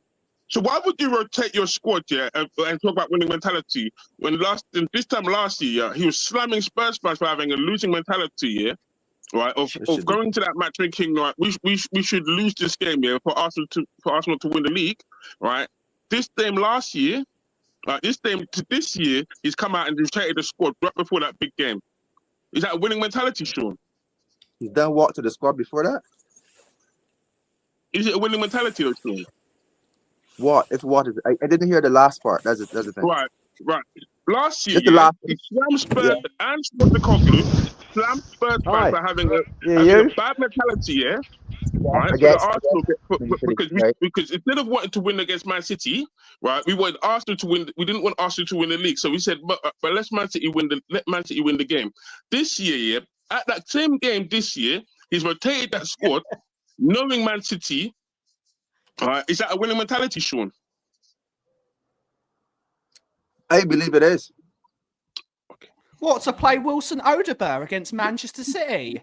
I think Yeah. Wilson Odegaard didn't play that bad yesterday, if I'm honest. He did what I want Son to do. He did Dreadful. What He did he doesn't play do? the game. He He could have faced up his scored. man, Savva. and how many times have we said we want a winger to face up the man and drive at them? What he Thank did you. it once in the second half. He didn't do it Once. once. That's He not didn't just true. do it once. He didn't just do it once. Do you know what I don't get? Philly is absolutely right. On the one hand, we want to talk about winning mentality and what he's trying to adopt. Yesterday, by the way, guys, was the defining game in terms of keeping in touch with the European places in the Premier League, right? That was the defining. Huh? That's been over for a while. But That's no, been over for a while. but Sean, again, factually, go with your feelings. Factually, it wasn't. If Spurs had won last night, right? I'm looking at the league table. Spurs will win 13 the last games. No, they're not. What are you thinking about it? That's like saying you expect Spurs to be competitive. Let me bloody with the squad they had last year. If Spurs had won last night, we would be 6 points off Europe right now. Right? Mm-hmm. So that's not dead in the water. Right? As it stands, we've swung to 10 points off Europe. If we had won last night, we are right back up there in the mix with teams that are sort of tinkering in and around mid-table that could make that charge. Right? And we're turning around and going, well, it's City, good to rotate against them. You do not get Doku running one-on-one with your fullback and say, which winger shall I have playing in front of that fullback that can't defend? I know, Brennan Johnson. That's the game Kulu plays. You do not go into that game and go, right, this is the best passing team in the country. What midfield do we want? I tell you what, we'll have the least combative midfield we've got. We had all the technical players playing. Madison, Bentancur, Bergvall. Where was your break up of play? Because if you notice in the second half, when Sarr came on, he was the one getting back and breaking up the moves. That was needed in the first half. He gets everything wrong. Everything he gets wrong in every single game, unless it's against someone crap. I just cannot understand how we are still 13th in the table, 14 defeats. This is going to be our worst number of defeats for 24, 25 years. And we're sitting here going, but Ange, we're better under Ange, but it's a better squad. This is absolute madness. I'm not being funny, Savva. I'm not being funny. But even against the crap teams, you still don't get it right half the time. I agree. Because like Ipswich at home, Leicester, we've lost against the alleged crap teams. We needed extra time to get past Tamworth, Mark. Forget lower league. Hang on a minute. We couldn't even beat a conference team in 90 minutes. Yeovil beat them 2-1 last week in 90 minutes. In 90 minutes. I'm just saying. I'm just putting that out there. Can I ask a question? Under a new manager of any of your choice next year, with the squad that we currently have, what would be your expectations for Spurs? Sixth. To get a cohesive team that are well drilled is my first. That's my first objective. Forget. Back away from it, Savva. Give me a position. You like to talk about results. Give me a position where you think Spurs would be with a new manager with the squad we have next year. Sure, I'll get there. With the squad we have next year, well, we'll buy players. With the squad we've got, I would expect a bare minimum of top 5, 6. A bare minimum of top 5, top 6. If I look at the Premier League table now and I look at Newcastle, they don't have a deep squad. Bournemouth, Brighton, Forest, Fulham. If they're all up there, there is zero reason why we shouldn't be. But more than anything, we have to stop thinking about league position, where we'll be with a new manager. For me, a manager needs to come in and make this team look like a football team. Yeah. We look like kids on the playground who all just follow the ball. You can see at the back, we are not drilled, Sean. I keep hearing that Spurs spend loads of time on the training ground and he's running them into the ground. What are they doing on the training ground? Not defending. Not defending. That's what they're doing. Let me get that's the first thing I would do next season. I would make Tottenham difficult to beat. That's exactly what I'll be doing. Did you hear Glenn Hoddle in the commentary last night on TNT? Did you hear Glenn Hoddle in the commentary box on TNT last night? He was saying Tottenham's defence is an absolute shambles. An absolute shambles. It always is. Yeah. Well, it is. It has been for 2 years. Since this man joined us, but I've got over that. He does not know how to set up a defence. No. He has not. Look at Udogie, not improved in 2 years defensively. He's not coached him. Porro, he's not coached him to defend because he's not a good coach. A proper coach would have us well drilled. And look, I always use this as an example. Bournemouth have had up to 10 first-team players out at any one time. Yeah. The players that come in know the system. They are well drilled. They jump in. The quality of the player might drop, but the team unit doesn't drop. The team as a unit is strong and solid. And that is why Bournemouth have had a very good season with all their injuries and why we haven't. They're drilled. They're coached. No one's going to tell me Bournemouth have a better squad than Tottenham. No one. I know you only like looking at like the present, but you go back to the past. Like when Harry Redknapp rocked up, we were 2 points from 8 games, bottom of the league. Harry come in, arms round players. Come on, you're better than this. He got us organised. He got us looking like a team, and we rocketed up that league. I believe we done this on one show. Did we not finish like in the top half when we was bottom after 8 games or so? It was something like that. I'll tell you what, it's almost as though I've got it here ready to go, isn't it? All right. I did not know this. That was the 2007-2008 season. We actually finished 11th. When he picked us up. It's halfway there. Sorry, I've lied. Hang on. Sorry, I've lied. It was 08-09, right? He picked us up in bottom. Yeah. 2 points from 8 games and finished 8th, only conceding 45 goals in the entire season. Yeah. And all Harry come in, he did make a couple of signings in the winter, but all he done is come in, stuck his arm round them to say, come on, you're better than this. And he got us looking like a team. He got us organised at the back, hard to beat, good going forward, and that was the end of it. Whereas this manager does none of that. He does literally none of that. If I could kick Ange out the door now, I would, and I'd be straight down, get Harry Redknapp. How'd you fancy coming back for 4 months? For sure. I'd love him back. Absolutely love him back. Look at Mark. Look at Glasner. Harry Redknapp was massacred. Sorry? And Harry Redknapp's style of football will be massacred in 2025. Why? He set up a defense. And Harry Redknapp's style of football will be massacred in 2025 because football has passed people like Jose and Conte and that style of football. Whoa. They've passed them, have they? I don't winning trophies. Wait a minute. Savva, wait a minute. I love European football, brother. What are you talking about? This past them? Is this the same Jose who won the Europa League after the Europa Conference League? You know the one that Tottenham were in, that Conference League. I swear down Jose won that after he left Tottenham with Roma. And then he got to the final in the second season. Philly, he got to the final. Yeah. I know he did. Right, and the other one this year. Where is Conte right now? with Roma and Conte is leading or second or third in Serie A. Their football is still ancient. It will not survive. Who's got You more cannot than Sean? continue to get people. I've got this question. I for don't Sean. have to watch 90 minutes of that crap. I can go and watch something else.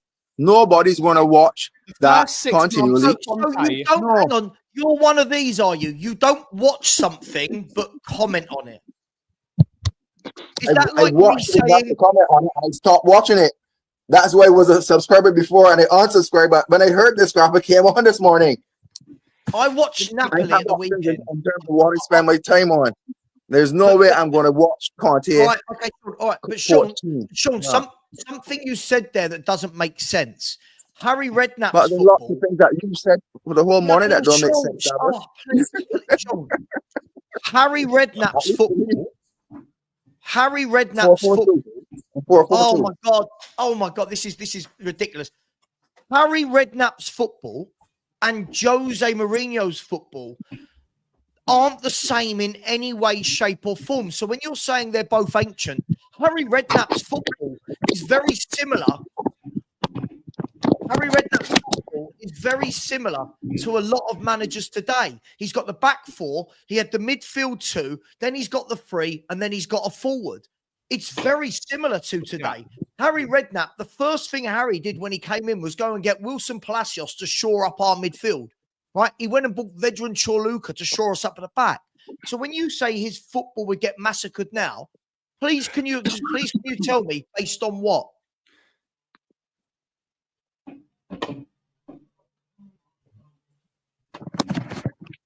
Based on the fact that it's not a style of football. Okay. That's an opinion. It's not fact. What you as host and panel members say is fact, but what me as somebody with a different opinion saying is not. I asked you a question. You haven't been able to answer it. You bring Harry Redknapp back to play 4-2-3-1. That's what we play now, Savva. That's what we play now. We don't play 4-2-3-1. No, we don't. First of all, we play a 4-3. First of all, we play a 4-3-3. But that's not what we play. Look at it. Watch anything. Watch any of the heat maps and tell me that we're playing a 4-2-3-1. We're not. Sean, this is where. Sorry, We're Sean. not playing a 4-3-3. We're playing a 4-2-3-1. Sean, we have a double pivot. We have a double pivot in front of the defense. No, we don't. We have people who are inverting, but we have a double pivot in front of the defense. No, we don't. Even if you want to, at times we even play a 3-5-2. At times we even play a 3-5-2. No, we don't. Sean, of course we do. Sean, for 1 second. I want to ask the question. When we have two centre backs who go wide and a defensive midfielder who's not a defensive midfielder, part of a midfield three that comes into the back, when you have two full backs that come into the midfield, what shape is that? That's a 3-5-2. Come on, guys. That's not how we play. That's not how we play. That's not how we play. It's not what we write down. It's how we play. You say a 4-3, but then in the game, all right. But let me get back to this. Right, this is where you're looking at it from such a simplistic point of view. No, you are looking at it simplistic. Let me finish my sentence, Sean. Right. Whether Harry Redknapp starts with a 4-3-3 or a 4-2-3-1, just because he starts with the same formation doesn't mean he's got the same tactics and ethos as Ange Postecoglou. Harry Redknapp plays a 4-2-3-1 with a back four, with midfielders that sit in front of the back four and wingers that stay out wide and beat a man. So when you're saying that's how we play now, they are completely contrasting ethos and style of football. You're now into the realm of making things up to back Ange up. No, I'm not. Harry Redknapp played 4-4-2. Can I respond, please? Can I respond, please? But we started. Can I respond? We started. We had a man that said we have 4-3-3. In the first season at Ange played, how often did we play a 4-3-3? Did we not play a 4-2-3-1? No, I don't care what he plays. We I never don't played a care 4-2-3-1. what formation he You plays. don't It's care what the it is. You don't care what tactics. it is. Let me talk about Ange ball. Ange ball requires you as a team to keep running. It requires you to attack the space constantly. It requires your fullbacks to come up and be part of your midfield. It is a system based on attacking football, And not who plays defensive that way in or Europe? pragmatic football. Based on attacking, not pragmatic football. It requires certain type of players. We don't have Like them. who? That's why Like the who? first season we played Like 4-2-3-1. Like who? We're trying to play 4-3-3 now. Like Train. who? I keep hearing this. I keep hearing you experts on Ange that tell me to play Ange's style, you need this. Please tell me another manager in Europe who plays the same way as Ange that's been successful. So why is them Hang photos that you got, Sam? Hang on, I've asked you a question. I'm Has waiting Ange for been an answer. successful playing his football? Has Ange been successful playing his football? That's not what I asked. Name me a Is that manager Ange asking that? Has he been successful playing his football? in poor leagues. Yes, he has in poor leagues. He has been successful in poor leagues like Scotland, winning the treble and the quadruple. Okay, Of fine. course. So he's come to England. Same as Sir Alex came from Scotland, and he struggled when he first came to England. But man, you kept him, and we know the history. Let's try, Savva, to get to the end of the season. Let's What try to are get you to the end years of the ago? season and see what Sean, happens. Ange ball will be the Aberdeen are best two different teams. football we've had in the last 20 years. Or it's crap. Can I pick your history apart? I want to pick your history apart. You've come onto the wrong person's show to start waffling and telling lies. Come on to the exactly right person's show, buddy. Right? Do you know what? You've come You're- onto the exact wrong show if you want facts. Alex Ferguson, before he joined Man United, right, won European trophies with Aberdeen. Wait for Cup. I know this. It's not that I don't know this. He left Scotland. Hang No, on. wait a minute, Sean. No. Oh, You let can't me come back and pick me apart like that. You can't come back and pick me apart like that because I knew that. He left Scotland. How many years was he in England before he won something? Let me finish. You didn't Tell me that. let How many me years was he in England before he won something? He doesn't let me get to my point. He just jumps in. See, Alex Ferguson had pedigree at the very top of European football, right? Alex Ferguson was also in the 1980s. This is 2025. People Sarah, like you. let me give you an interesting stat. I'll give you an interesting stat on, right now. Right now, I'll give you a stat. Wait a minute. Well, Sean, give me a second. Aberdeen, other than Aberdeen, How many years was Ferguson at Man U before he won something? Sean, This is Sean, listen to what I'm saying to you now. Sean, I wasn't even born. It was 1980s. Nor was I. 1984. Nor was I, Ben. One at a time. I'm getting pissed off. No one's getting a chance to finish off this sentence, right? And it's turning into a car crash, one at a time, right? Sean, you're going on these big long tangents, and then when anyone replies to you, you cut them off in the first sentence, right? Sorry, won't say anything. Alex Ferguson, what he did was an anomaly. Everybody that keeps coming back to Alex Ferguson, no one else has ever done that. So, sure. Why are you laughing at my anomaly comment? Continue, Savva. I'll respond to you at the end. Right, No, can I'm I asking, sorry. interject here? Sorry, Why Sam, are you- can I interject here? Hang on, can we please I just want to have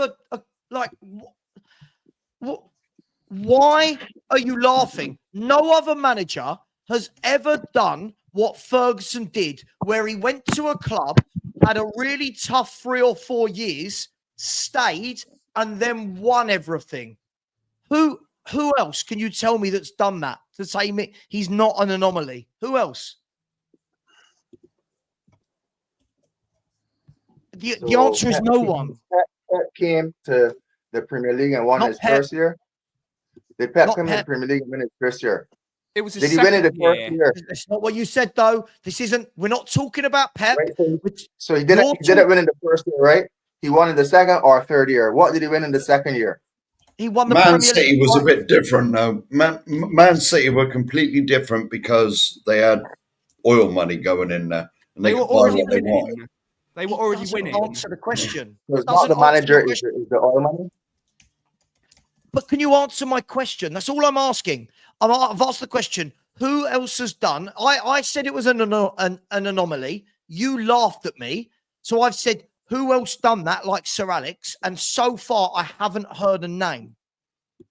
There are no names that I can call off the top of my head. I'm sure with research I could call a few. What But the about reason I'm Wenger? laughing, It's not the happened. reason I was laughing, Savva, is because you failed to address the point that he was there for 3 years after winning a Champions League. He was there for 3 years with crap results. They showed faith, and what was the reward? The best career in football management. I haven't failed to acknowledge that, Sean. But my point is, right, why does nobody else in world football do that? Because that is an anomaly. If every manager did bad for 3 years and if we all went to the Sean School of Football, which is let managers be crap for 3 years because they might turn it around, because Alex Ferguson did in the 1980s, no manager would ever get sacked. And this is why when we're talking anomalies, it's going off the one in a million chance that Ange turns this around and we win leagues. But you're not basing it off anything factual. His 2 years at Spurs, he's been dreadful. He can't set up a team. We can't defend. The number of defeats is through the roof. He's been horrible in all the cup competitions. His press conferences are horrible. He hasn't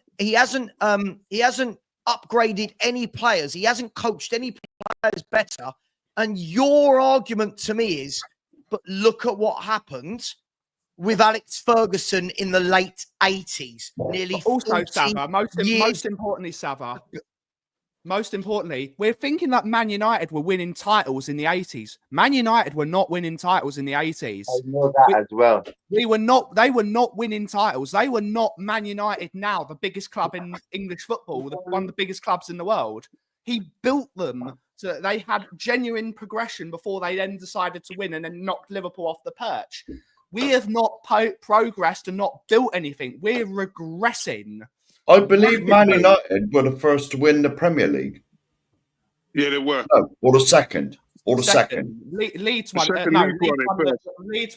Leeds won it the year before because they bought in Kansas. Yeah, they were the first team to win the Premier League. Yeah, that's what I thought. 93? 93, man?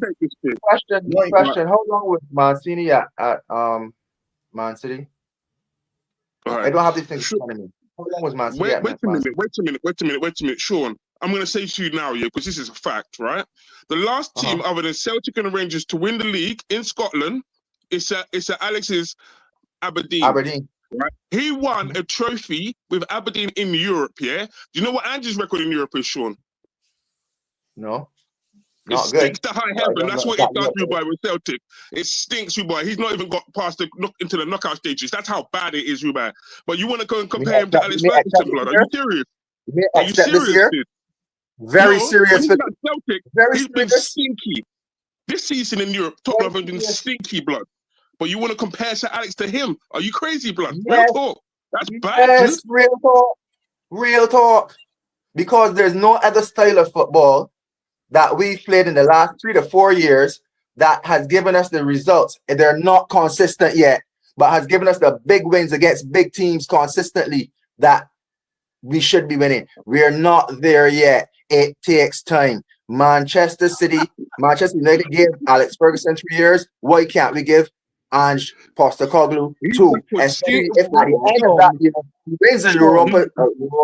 He won't be back on this at the end of the season. Please. Sean, you're asking to give this manager time. Do you know the longest? Do you know the longest period of time Ange Postecoglou has been at a club team? 3 years. So you're going to expect him to start winning now when he's been terrible? Do you know the contract he signed with this club? Do you know the contract he signed with this club? Yeah, 4 years, and I want him gone now. Which is the longest that he signed with anybody, correct? He's okay. awful. Let me bring us back to a salient point. Okay, sure. Because Cup is trying to tell me that he's only been there for 3 years, so he will only stay there for 3 years or 2 years. Okay, but that's the what pattern he's of basically trying History to say. says that But the Levy man will has sack signed him a because of the 4-year result of contract that. with Spurs, the longest contract he's ever signed with any club. So that tells me that he's looking to stay there for a project. That's my response to cut. Sure. Okay. So let's use that then. Let's use that then. Okay. Let's go with that. Sean's right. Let's go with Sean. Sean's right. He's No. Response. No, That's all. hang on, Sean. Hang on. Calm down. Jesus Christ. Let's get this back to a normal conversation. Sean's right. He signed a 4-year contract because he wants this lovely word that Ange fans have made up, project. Here's my question then. With the project, Sean, Yes, sir. what is the project? And B, how are we getting along with said project from when he started? What's the project? The project is to make Spurs consistently competitive. He said that multiple times in his horrible press conferences. Okay, cool. And how is he? And okay, so that's the aim. Cool. I like that as an answer. His aim is to make us consistently competitive. Can I ask you then, how is he doing that? And what have you seen from him that you would say there are small, steady improvements toward doing that when he's losing more games than any other manager has? What I've seen over the last 18 months that he's been at Spurs is a Nearly change. 2 years, but sure. It's nearly 2 years, but okay. Could I finish, please, Savva? Yeah, I know, but it's not 18 months. That's my point. It's not been 18 months. It's March in 2 days. He's been here for about 20, 21 months. Go on. Okay. He's been here playing football for about 2 years, playing actually in season for about 2 years.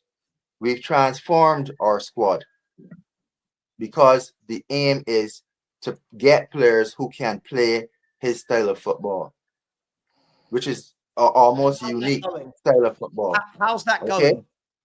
How's It's that going as well. I think it's going as well as it can be expected to go. Was that Sabada's lab or 13th? That's not good. 14 No, it's not defeats in good. 27. With the £1 billion stadium. Could I make a point? Could I make a point in response to your rebuttals during my discussion? I'll make a point to your rebuttals. Okay, it's not good. We've lost a lot of games. We've lost a lot of those games by 1 goal with silly mistakes. If you watch the game, have you watched the game, Savva? Have you watched the games? We've lost most of our games by 1 goal, and we've lost the most points from winning positions. We've transformed our team to bring in younger players. Let me finish, please. We've transformed our squad from an older to a younger team. We're asking them to play in a different way. They're adapting to it. During that time when we've lost Savva, we've scored the 2nd most goals in the league. Normally, a team with our points, and you used the word earlier, it's an anomaly for a team with our goal difference to be in the position that we are. But it's not. My response to it is the reason for that happening is because of our injury crisis. Okay. Your question has been answered. Okay, so let's break down the things you've said. First of all, the first, I'm going to call it a lie because it's so silly. I'm going to call it a lie. Get offended. I don't give a shit, right? The first lie I'm going to call out is that the players are adapting. No, the players are not adapting. The players cannot play this style of football. Do you know why? No one plays this style of football across the whole of Europe. Do you know why? Because this style of football is mistake waiting to happen. It is a mistake-ridden style of football, Sean. When you're saying we've only lost games by 1, and look how many games we're in front, doesn't that tell you then that this style does not work? I find it amazing. I find it amazing that fans like you manage to spin this many defeats into we're adapting, right? Adapting is Bournemouth. Brand new manager. Look what they've done in the 2 years since their manager's been there, right? That is adapting, right? I'm sorry, I can't hear words like adapting, mistakes. We're only losing by 1 goal. The league table does not give a flying shit how many goals you lose by. Yeah? If you get relegated, the defense at the end of the season from the manager to the fans can't be, yeah, but we only lost every game 1-0. That I'm going to go on a rant. We have gone so far down in our standards as a fan base and as a football club that we are now praising the fact that we only lose most games by 1-0. By 1 goal. We are now, but if it wasn't for mistakes. So let me get this right. We've changed the squad for players that can play Ange ball. Those players make mistakes and don't adapt, but we're adapting. But it's not Ange's fault. None of it can all exist. None of it can all exist at the same time. Those things can't all be true at once. It's like me saying to my wife, yeah? It's like me turning around. What's the analogy I used yesterday? What's the analogy I used this morning? Right? In the chat. Actually, I will not say that live on screen. Sean, it doesn't matter if you lose by 1 goal or 4 goals. When you lose the volume of games Tottenham are losing under this manager, all that matters is the lose column, right? 52% defeat rate. Do you know how many years that's our worst defeat rate for at this stage of a season? Ask me if I care. It was the 90s, wasn't it?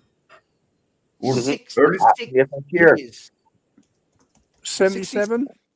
66 years since we were 27 games and we had a defeat rate higher than the other two combined, the draws and the wins. So we weren't even that bad in 77. We're not going in the right direction. The players haven't adapted, right? This nonsense, we've scored the second most goals. What does that tell you then about how bad the team is set up at the back? What are we doing here? And so we weren't even this bad in 1977. Not That's with what you're saying. I was a Spurs fan. Not at this stage of the season, Mark. From about 1980-81, where all I saw was FA Cup for a long period of time. That's not where I remember that. Rush was road to Wembley. That's when I became a Spurs fan because my options were, would I support Liverpool, who were the other team coming up, or would I support Tottenham? And when I looked through Liverpool's side, it looked like a can of milk. When I looked through Tottenham's side, at least I saw people that looked like me, Gareth Crooksbury, to be precise. When I check the history, I'm just giving you a bit of why I'm supporting Spurs so I can make my point because I'm take the kids to school just now. I've also supported Spurs because the first black player that played in the professional league, Mr. Ward, has Bajan, which is Barbados connections. I'm a cricketer first, and I support Spurs because they were founded by cricketers. My point about sports and this particular point that we're in right now, Savva, and I have to go take my kids to school because it's early in the morning here. The point that I'm going to leave you with is that it was also an anomaly that you spoke about earlier, where Sir Alex Ferguson did what he did, correct? All I'm going to say to you as Spurs fans, if you're really Spurs fans, because I have some doubts, but if you're really Spurs fans, you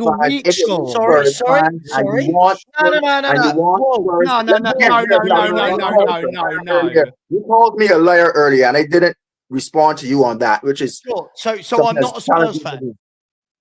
Was that aimed at me or the others? Is that aimed just at me? You can call me a liar. I can say if you are, and question my truth, I can say if you're really a Spurs fan, you would see that under this manager, with this approach, we have the potential. Based on what? We have the potential this year to win the Europa League and play Champions League next year. Is that a fact, Savva? Do we have that potential right now? It's a dream. Is it a fact that under this horrible manager, we have the point? We can become Europa and Champions League. That's the question. Under this horrible manager, can he win the Europa League and bring us in Champions League next year? I'm trying to answer your question, but you've asked it 3 times for some reason, right? Yes, we can win the Europa League, right? Thank you. isn't that the same under any manager we've had in the last 40 years when we've been in Europe? No, because all 40 managers have not brought us to where we are in European competition right now. Some have taken us further. Some have taken us further before you all get jumpy. Some have taken us further. But he is right now giving us. I've had to mute him. I'm sorry. He's doing that thing. I've muted you, right? You asked a question. Thank God he's got. Sorry, guys, if he's calling me not a Spurs fan, fine. He cannot. I'm not having him say it to.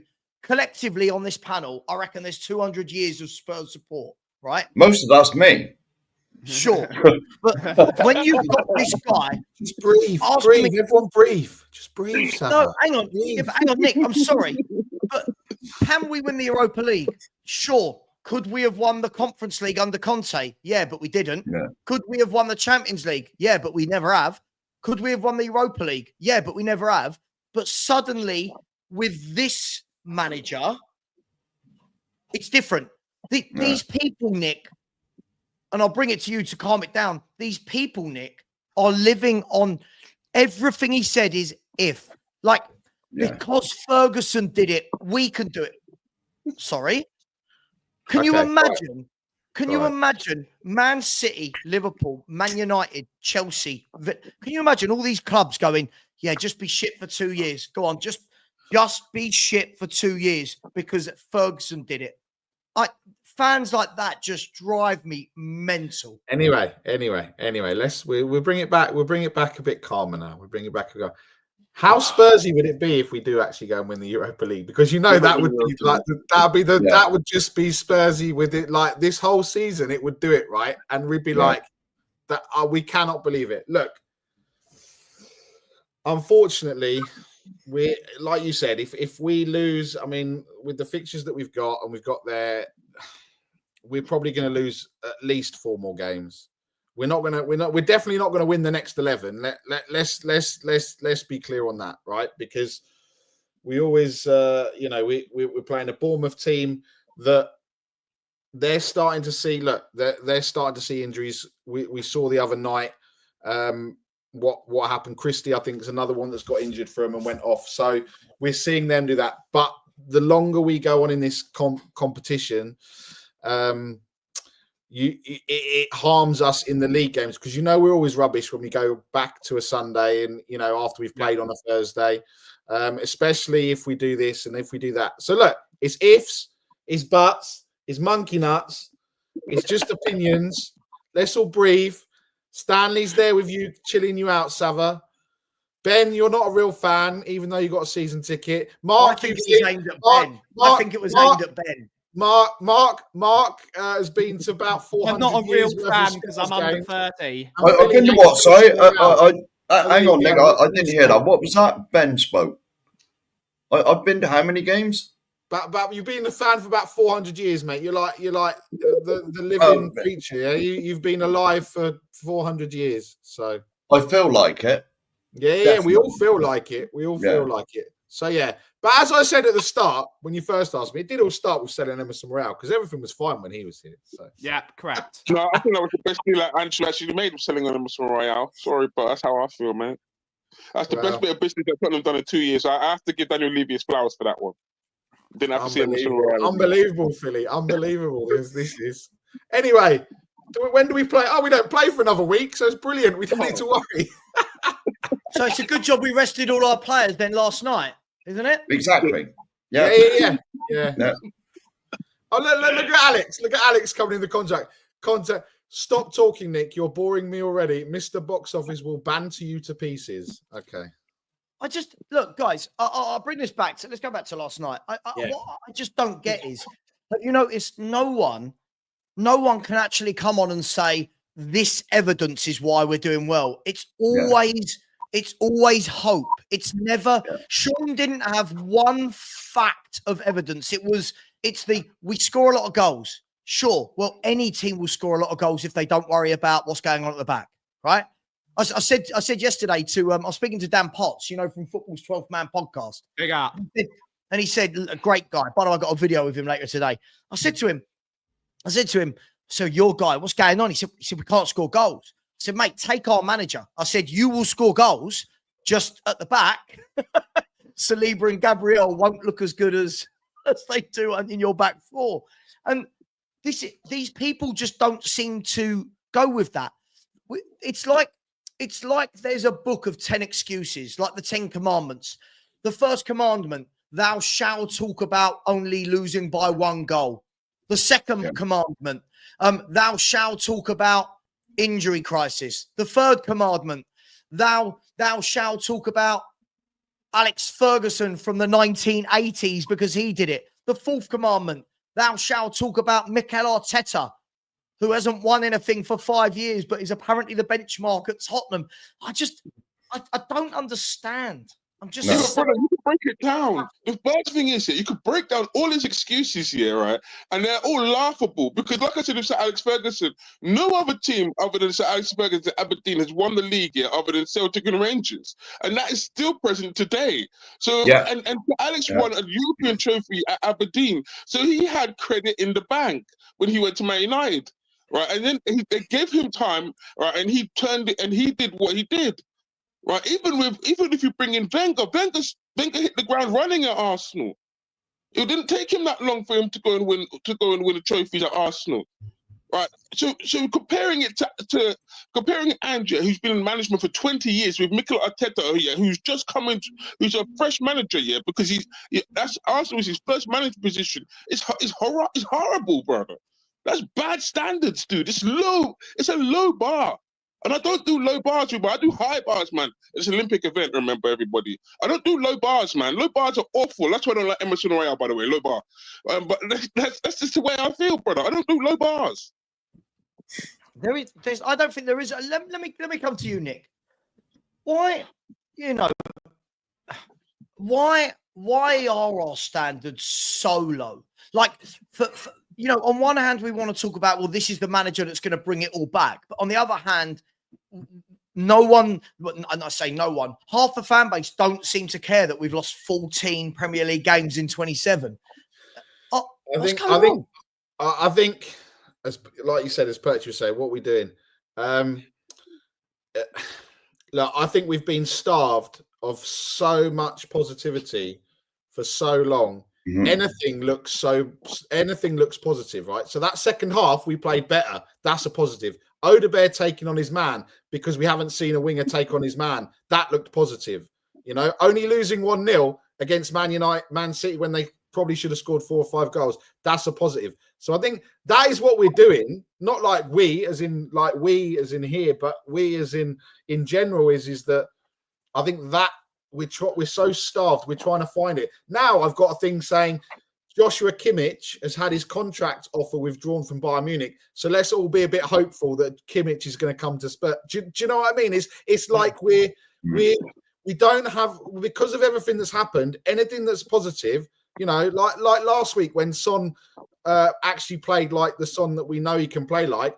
Everyone's coming at me going, I told you he wasn't finished. I'm like, what? Because he had 2 assists against Ipswich. You're telling me he's not finished. Okay, cool. That's fine. But every little positive, do you know what I mean? The only thing that actually is a positive and should be seen as the biggest positive this season and has put Ange in the mud, because someone needs to be in the mud, is Jed Spence. Because he's proven everyone wrong. He's, he came on yesterday and made a difference. And we knew. And what did Ange do? Sadly, we knew Porro was going to get dropped, didn't he? So we knew what was going to happen. So look, I just think that's the reason why, right? Like we beat out. Look, no offense to Alkmaar, we should be beating Alkmaar, right?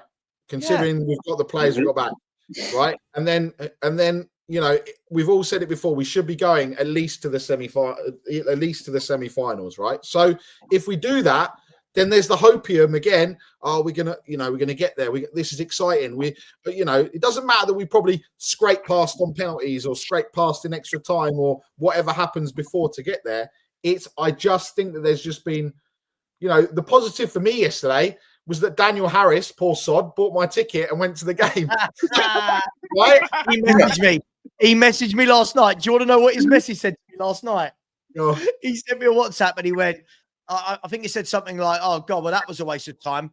And the poor bugger said this: the only good thing about yesterday was meeting Danny Kiriakou. Now, if meeting Danny Kiriakou is the best thing that happened in your night, I was thinking he was going to text me going, "I wish I'd got scammed for a ticket again."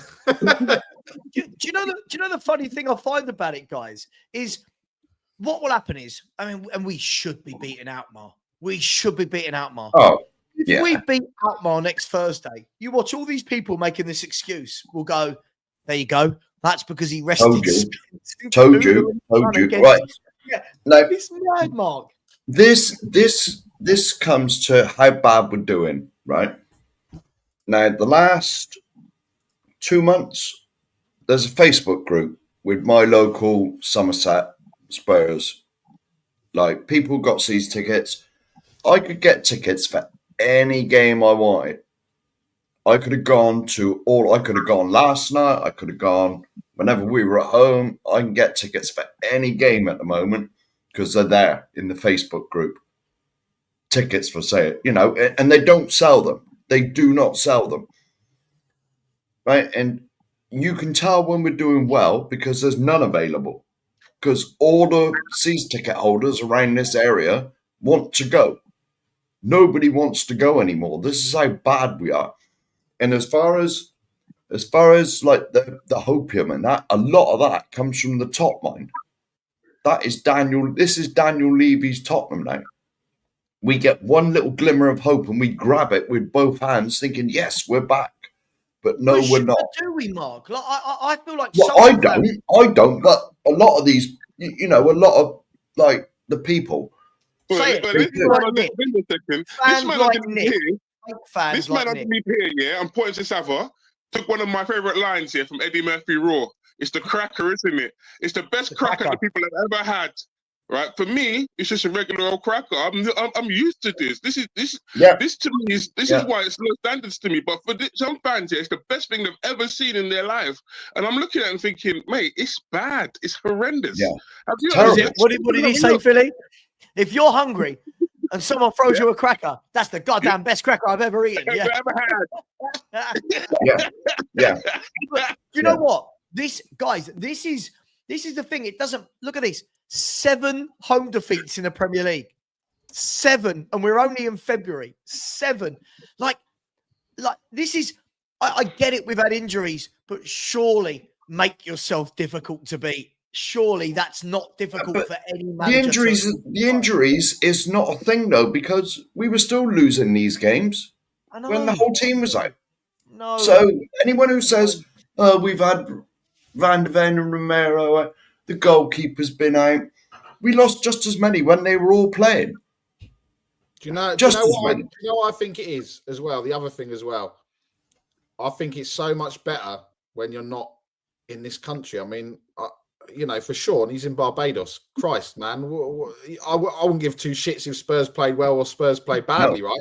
When I went to Amsterdam, when I went to Amsterdam and saw the Ipswich game when we lost with Danny over in Amsterdam, I didn't really give 2 shits about what was going on. With Hang Spurs. on, it looks absolutely like Barbados in the background where you are there. It's not because the sun's lovely out. Don't get confused. It's not because the sun's out today. Yeah, yesterday it was horrendous. It's still bloody cold outside. That's why I think there's also it's a bit like sun's out again. I don't give a crap. Do you know what I mean? It doesn't matter about Spurs. And those fans don't get the banter. Like I've any WhatsApp group I'm on that isn't just Spurs fans, it is like, oh God, go on, throw it at me, God, we're shit. Listen, I get it, right? I get it. I get the hopium, I do. But at what point does the hopium start turning into delusion? That's my worry, right? Yeah. I always say this. I can tell my wife we are going to win the lottery. My hopium is that we are going to win the lottery. We will never have money worries. We never have to work again. That's my hopium. My delusion is actually living my daily life thinking that I'm winning the lottery. It will be a surprise if you win it, right? It's not a given because millions play it. These fans are not looking at any evidence. right? Any evidence that is presented to them. Imagine this was a court of law, guys. In any other walk of life, right? If somebody walked into a court of law and said, please argue why this manager has done well, right? The prosecution are just going to turn around and go, look, the defense will tell you that Ange has done well. Let's all have a look at the evidence. Let's have a look at the volume of goals we concede, the number of defeats, 7 defeats at home in the Premier League by February, 14 defeats by February. Yeah. And then I've got people like Donna Sam coming in to give me shit. Big up to Sam. How you doing, bro? But just do you see what I mean, guys? I'm all for the hope. But surely when you've seen for like, I don't know how many games Ange has managed, but it must be nearly, I don't know, 90 all in all, 85, 90. When you see cup games as well. All time, how many games, if someone can find out how many games he's managed? Oh, right. Oh, all time. Yeah, it's got to be. Yeah, at Spurs about what, 70, 80, 60? Tottenham games he's managed. Matches. How many? 83 matches. So he's managed 83 games. How many games in a row do you need to see the same tactics? How many games in a row do you need to see our midfield wide open? How many games in a row do you need to see the right back area fully exposed to let any left winger ever go? How many times do you have to see our wingers go, get the ball, pass inside 5 yards, get the ball, pass inside?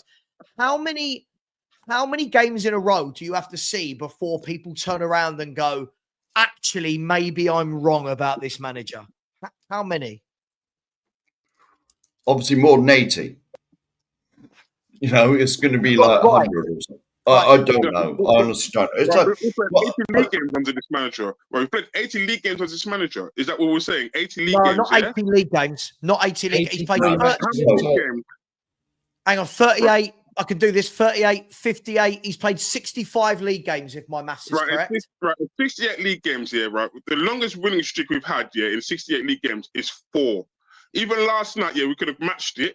Right, we failed it last night. It is 4 in 80 in how many games you just said there? 60 of the games. You've only won 4 games in 60. So if I'm right, therefore he has no consistency in his management whatsoever at Tottenham Hotspurs. That's sad, dude. In 2 years. So Philly, 60. If someone will tell me if I'm wrong. Off the top of my head, it's going to be 65 league games and 26 defeats. Yeah.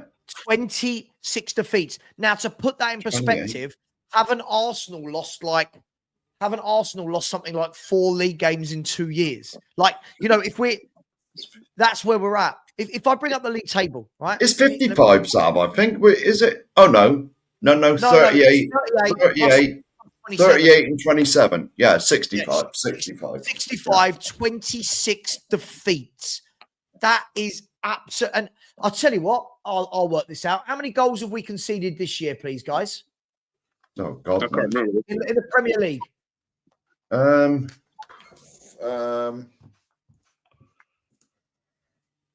39? Yeah, there was. Yeah. Right. 39 plus, if we have a look at last season, we conceded 61. So in 65 games, he's lost 100. 26 of them and conceded 100 goals. But don't worry, we're getting better. As long as we score 5 a game, we're all right. How many games did we win last season? We won 10 this season. How many games did we win this season? Last season, we won 20 games. So 30 games we've won. He's won 30, lost 26, which by my maths tells me that he's drawn 10, right? No, 9. 9, yeah. 9. I was going to say, we don't get many draws, do we? Right, we're seeing this brand of football, and it wasn't consistent in 94, 95, We had better players back then, right? This gung-ho style, because Ozzy got sacked here. Even though we had Klinsmann and Sheringham and the famous 5 year, right? Ozzy got sacked here because defensively we were poor. We were all over the place. So what makes any fan think that we're going to be doing this style of football with players not fit to lace their boots here and we're going to be successful? This brand of football is not it's not sustainable. I'm telling you that now. It's not. You're bang on, Philly. This is what I don't get. Any coach, any proper coach watches Spurs play and says, that's not good. It's not sustainable. What we do, though, is we do things like the 15-minute spell we had in the second half yesterday. We have a 15-minute spell where we're on top, look like we might grab a goal, and people go, oh, that's the real Tottenham. Well, no. The real Tottenham is the Tottenham that's wide open every single game. 100 goals in 65 games. 100 goals in 65 games. Now, bearing in mind, we've still got 11 league games to go, right? Now, I don't think we're going to hang on, how many we conceded? 39. I don't think we're going to hit the 61 of last year. But with Spurs, you never know. We've got 11 games, 2 goals a game. I just don't get it. We've got to remember, we still got to go to Anfield and we still got to go to Stamford Bridge. And so there could be 10 in them 2 games. Realistically. No, it won't be. Not against Chelsea. Chelsea are awful. They always turn up against us, though. I don't care. I don't care. Chelsea could be the worst team in the world, and they'd still turn up against us. Liverpool won't need to turn up. It'll be. We'll go and get a result at Anfield, and it'll be like the first time in 100 and something years we've won, and then everyone will be like, there you go, told you, Ange's making progress. They'll probably be about 17 points clear, 18 points clear by then, so they won't they'll put out the kids and we'll still lose. But the thing is, look, I mean, again, we say look how bad Chelsea have been. Yeah, they've had some tough times, but look at them, they're 2 points off third. Chelsea are 2 points off third place in the Premier League. I've got no doubt Chelsea are going to win the Conference League. And you what? If they win the Conference League this year and get back into Champions League football, they've had a really good year. Chelsea win the Conference League with their reserve team, which is what they have been doing. It's because they have been doing that. It's just madness. Look at that league table. Like I've just never seen anything like close from 10th to 3rd. Lubo. Oh, is he actually here, Lubo? He's just been stalking. He's been stalking all stream, like in the background. He's been trying to find some new young talent so he can wax lyrical about on the streets of Tottenham. I heard reversing senses at one stage. He's coming to tell me. He always comes in and tells me how bad Villa are doing, while Spurs are absolutely like we are so far behind these teams. It's unreal. And Lubo, Villa are poor. Are they? Are they? Lubo, what's going on? He's muted. Not a lot. He's frozen. Well, didn't it? He's frozen. Let's play Lubo Bingo. Is he going to talk about Bergvall Gray? Man, it's Danny Kyriakou. Yeah, the link's here, mate. If you want to jump on, I'm only going to go until past, but you're more than welcome to jump on. And just for balance, on my second channel today, myself and Dan Potts are doing a video entitled "Arsenal always fail when it matters." So just to give some balance and to get me out of Tottenham Hotspur talk. Lubo. Good afternoon. Good afternoon. I'm on the road. I'm on the road today, so I'm sort of jumping on in between appointments. And obviously the Wi-Fi varies from area to area. So there you go. Rumor has it. How are we all this morning? How are we all? We're all good today? We're all good. I didn't have to witness that yesterday. So rumor has it that you're dropping Archie Gray back at Leeds. You're driving Bergvall to Sweden, and en route you're taking Ange back to Celtic. Well, I take him back to Celtic, that's for sure. I drive him there personally. The other two, thank goodness they joined, eh? Yeah, thank goodness they joined. Where would we be without them? Yeah. Well, you know. Lubo, talk to me. Yes. Talk to me, Lubo. Talk to me. Go on. Talk to me. What's going on? 14 defeats? What are we talking now? Tottenham Hotspur. 14 defeats. I know. I felt deflated. I felt deflated when I heard the team last night. I was watching you and Iggy. Yeah. And Iggy said, "Blimey, your face. What's going on, Sav?" And you said he's either a genius or he's got it completely wrong. And there you go. What would your opinion have been if Sarah put that chance in the last minute? My opinion would have been absolutely the same. That we're just wide open. I mean, let's be honest, and this might piss a few people off. Erling Haaland's goal was as good a goal as you'll see. Yeah, there was zero 100%. reason to rule that out. So 1-0 again flattered us. But people like Sean are happy. Not Sean Butler, by the way, before anyone thinks I'm having a dig. People like Sean who came on earlier are happy because it meant we only lost 1-0. But Lubo, I'm guessing you thought it wasn't a goal, Haaland's. Well, I'll be honest with you. From where we were sat, it's, the players are askew in my view. My pal sits right behind the goal, first row. He said he couldn't understand why it took VAR so long to work out that it was handball.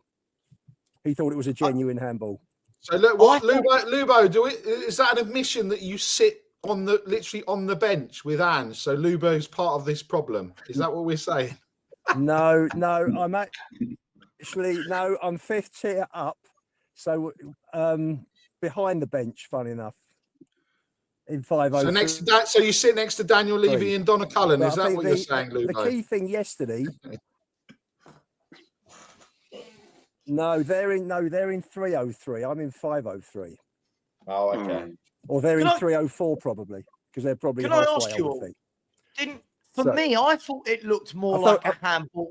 I thought it looked more like a handball from Danso than it did from Erling Haaland. It did. I thought, if anything, it hit both their arms at kind of the same time. And for me, I'm thinking I'd be well pissed off if that goal was disallowed for my team. I'd be massively, massively pissed off if that was disallowed. Just putting it out there. I think the key difference last night was in the team selection. If you'd have had, every match, we see players attacking the opposition's teams, attacking Porro, going down that side, and they, and you would have thought Spence against Doku, and when Spence came on at left back, he was it Savio had a run at him, didn't he? And he just shrugged him off and shielded the ball out for a goal kick comfortably. You could see how much quicker, how much more aware positionally Spence is than either Porro or Udogie. The three main chances, including the goal, came down Porro's side first half. If Spence had been there, it would have, I'm sure it would have been a lot different. They attacked Porro. Doku had an absolute field day, and they could have, gone in 3-0 up quite comfortably. Lubo, how good was Doku? He played well. But you know what? He played well against somebody who is totally unsuited to be marking him. He should have had Spence marking him. Then it would have been a much more even situation. And Wood City have dominated. If Spence had cut Doku out the way he cut Salah out of White Hart Lane, Wood City have dominated the way that they did first half. And again, that's down to Postecoglou. It's fine margins, isn't it? And we lost 1-0. We could have equalised. I mean, Sonny had that chance. Odebear had a chance, couldn't quite get on the end of. We weren't in it for the first 60 minutes. And then they sat back. We had all the ball. I didn't object to Kulu and Sonny being left out. I thought the midfield was a bit lightweight. Do you not think Kulu was needed though? No, I would have played Sarr. I would have played Spence and Sarr and pushed Johnson in centre forward and left Tell out. Yeah, but my concern is this. We've all said all year that what Kulu gives you is on that right side, he tracks back as a winger and helps out the fullback. You've got one of the whether people like Doku or not, he is one of the only wingers in this country that gets the ball and he wants to take you on the outside. right? We've just witnessed what he did to Trent Alexander-Arnold for fun on the weekend. And I'm thinking to myself, that's the game I want Kulu in front of Spence. That's the game I want Kulu doubling up. And he doesn't. He puts Johnson and Porro there. It's just the worst management I've seen. And every time I think it can't get worse, guys, his management just gets worse and worse and worse. You see, to me, Sav, I would have been quite happy having Spence with Sarr in front. I think, Kulu's form is knackered, and Kulu's form has dropped off a cliff in the last couple of months. Sure, I just think, he's got 8 days off. It doesn't matter 8 days off. He needs a month off. The guy's absolutely knackered out. Yeah, but doesn't matter that there's 8 days to me. Of course it does. If we'd have got a draw, well, I disagree. If he's not doing it and he's not worth his place, he's not worth his place. So just scored in the last game. So why is he not rested against Ipswich then? Why wait till Man City to rest him? Not just that. Can I just say something? Like Kulu's actually. Yeah, it's your fault, Danny. Ever since you come back to London, mate, it's your fault. Yeah, mate. Don't get me started on you going to all the away games and losing every single one. And I go to one and we win. So don't even get me started on that, mate. You're the bad luck.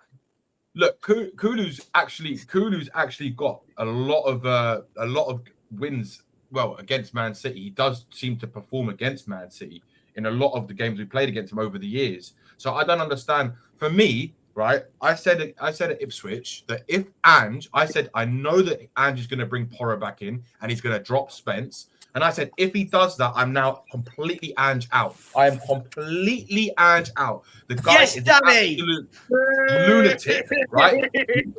He's got a screw loose in his head, honestly, because no manager in their right mind drops their best performer, right? Just because a player needs to rest. Jed Spence did not need a rest, because even when he came on yesterday, he still looked like the same player that he'd been looking like for the last 2 months. It makes he should have played Spence at right back, because everyone knew that Doku was going to absolutely obliterate Porro if he played, and everyone knew Porro was going to fucking play on that. Sorry for swearing. Porro was going to play on the right hand side, and it's exactly what happened. And Porro as well was looking bad with his passing as well yesterday. He looked like he was just off it completely. And I agree, Sav. Johnson, like for me, why drop Kulu when you're playing against someone like Doku? You need someone who's going to actually do some work. It makes no sense whatsoever, right? For me, and also Johnson again. He had 2 or 3 runs in that whole game. The whole game, he did nothing, absolutely nothing. Right? I don't want to hear that he did something for maybe a little bit of time. No. He does absolutely nothing, offers nothing. He made 1 good pass into the box the whole game, and that was where Kulu mistouched it, and he lost control of the ball. Apart from that, it was absolutely a joke in a lot of ways. And Ange, I'm sorry, is to blame for all of this. Like, there is no other accountability. Danny, look at this. Danny, look at this. Spencer started 9 games all season, and we're talking about professional footballers. It's a joke. Honestly, Sam, after 9 starts. It's a joke. Like, if anything, if Porro should be rested still, because he's played every single minute of every single game nearly. So why bring him on? 36 games. Yeah, but then Lubo, why is he saying that Spence needed the rest? He's hardly played. Why not? Danny, it doesn't make any. Danny. Do you know what, Lubo? Yeah, go on. The sooner he goes, the better. He's the problem at the moment. No, you back him. In our WhatsApp group, you do nothing but back him, Lubo. You know? Yeah. All you lie. Don't you try and trash my reputation here. And do you know all I ever hear is Ange on this hand, Archie Gray on that hand, little bit of Bergval over here. Oh, do you know what? Sav, Archie Gray yesterday, when Haaland went to close him down, dropped his shoulder, pissed round him. Class. Pure class. Yeah. I tell you what, Archie goals marking for all of those shots in the first half was absolutely superb. I tell you what, it was all his fault. The whole lot, every goal we've conceded this season has been his fault, hasn't it, Sav? Even if he didn't play. Exactly, Lubo. I know how you feel, mate, because that used to be the same hate Emerson Royale used to get. It always used to be Emerson's fault. I know how you feel. Barry stands with Lubo. Barry stands with Lubo. Barry. Yeah. I don't want to sound like a snake, but Emerson, you think was better than Spence? Come on, go on. What do you reckon? No, Emerson or Spence? Who'd you pick? Spence.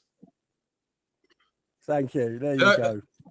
It's just I just don't understand that some of his decisions. Like yesterday, right? Honestly, there has to be something wrong with Ange for him to drop his best player, his best performing player. Three of his best players, Danny. Yeah. Danny, it doesn't make. Danny, Lubo and I have said this. When Lubo and I, when we're not rowing on stream, we have some lovely conversations. We've said this all for ages, haven't we, Lubo? This is a vanity project, right? I said to you guys last week, the moment Udogie and Porro are fit, he will drop Spence. But people who want to back Ange are now choosing to use the resting him for Europe next week. Do you know how much happens in 8 days? Do you know how much happens in 8 days? And we're talking about resting a player for one game. Now, if he does not play next week, if Jed Spence does not play next week against Alkmaar. Yeah, it's a joke. Yeah, honestly, absolutely, it's true. It's 100% true. Like the only yesterday as well. It makes no sense when, like, you look at the balance that Spence and Udogie had, and you'd think, like, if you're going to do anything, bring Porro on like he did against Ipswich. Actually, like, but when he doesn't need to do doesn't need to do defensive work as much. And do you know what? I actually feel sorry for Tell. I feel sorry for Tell as well.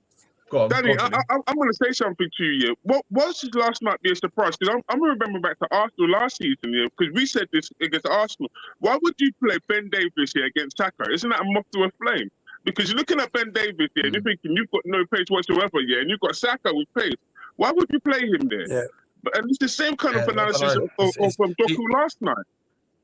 He just makes some like just questionable decisions all the time now, and questionable. It is true, like, I mean, for me, it's just that the fact that was the proof yesterday that he's got some. I don't know what it is. Like, it is, like you said, a vanity project or some kind of agenda or some whatever he's trying to do.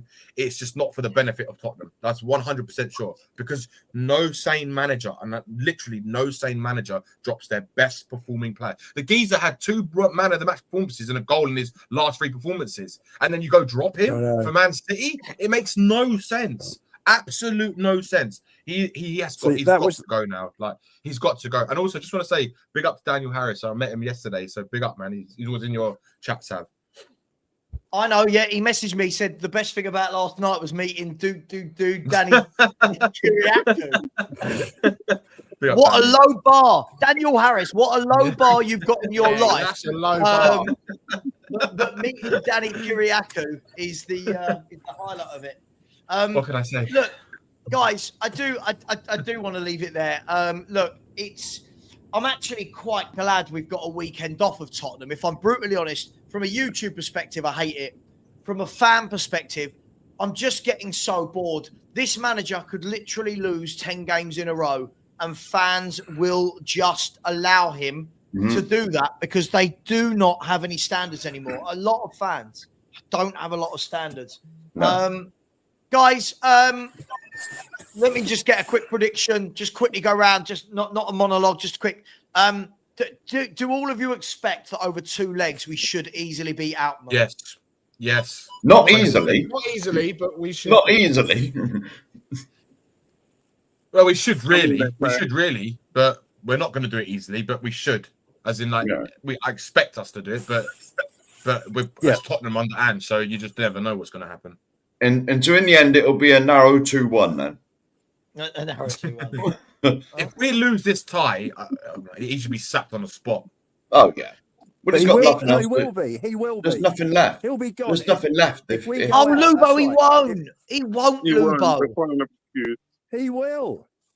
If we lose, it'll be... guys, what's the excuse going to be if we go out to Alkmaar? I mean... It can't be injuries. There's it nothing. can't be There's tiredness.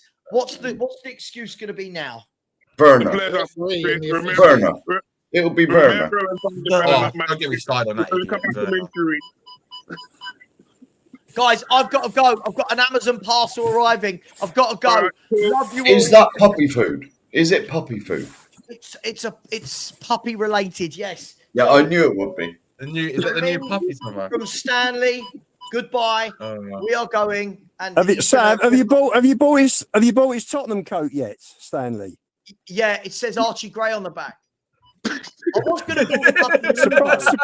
Why didn't you call him Archie? Come on. You should call him Lubo. Yeah, Lubo's better. Lubo's better. See you later. I'll check the email. Yeah.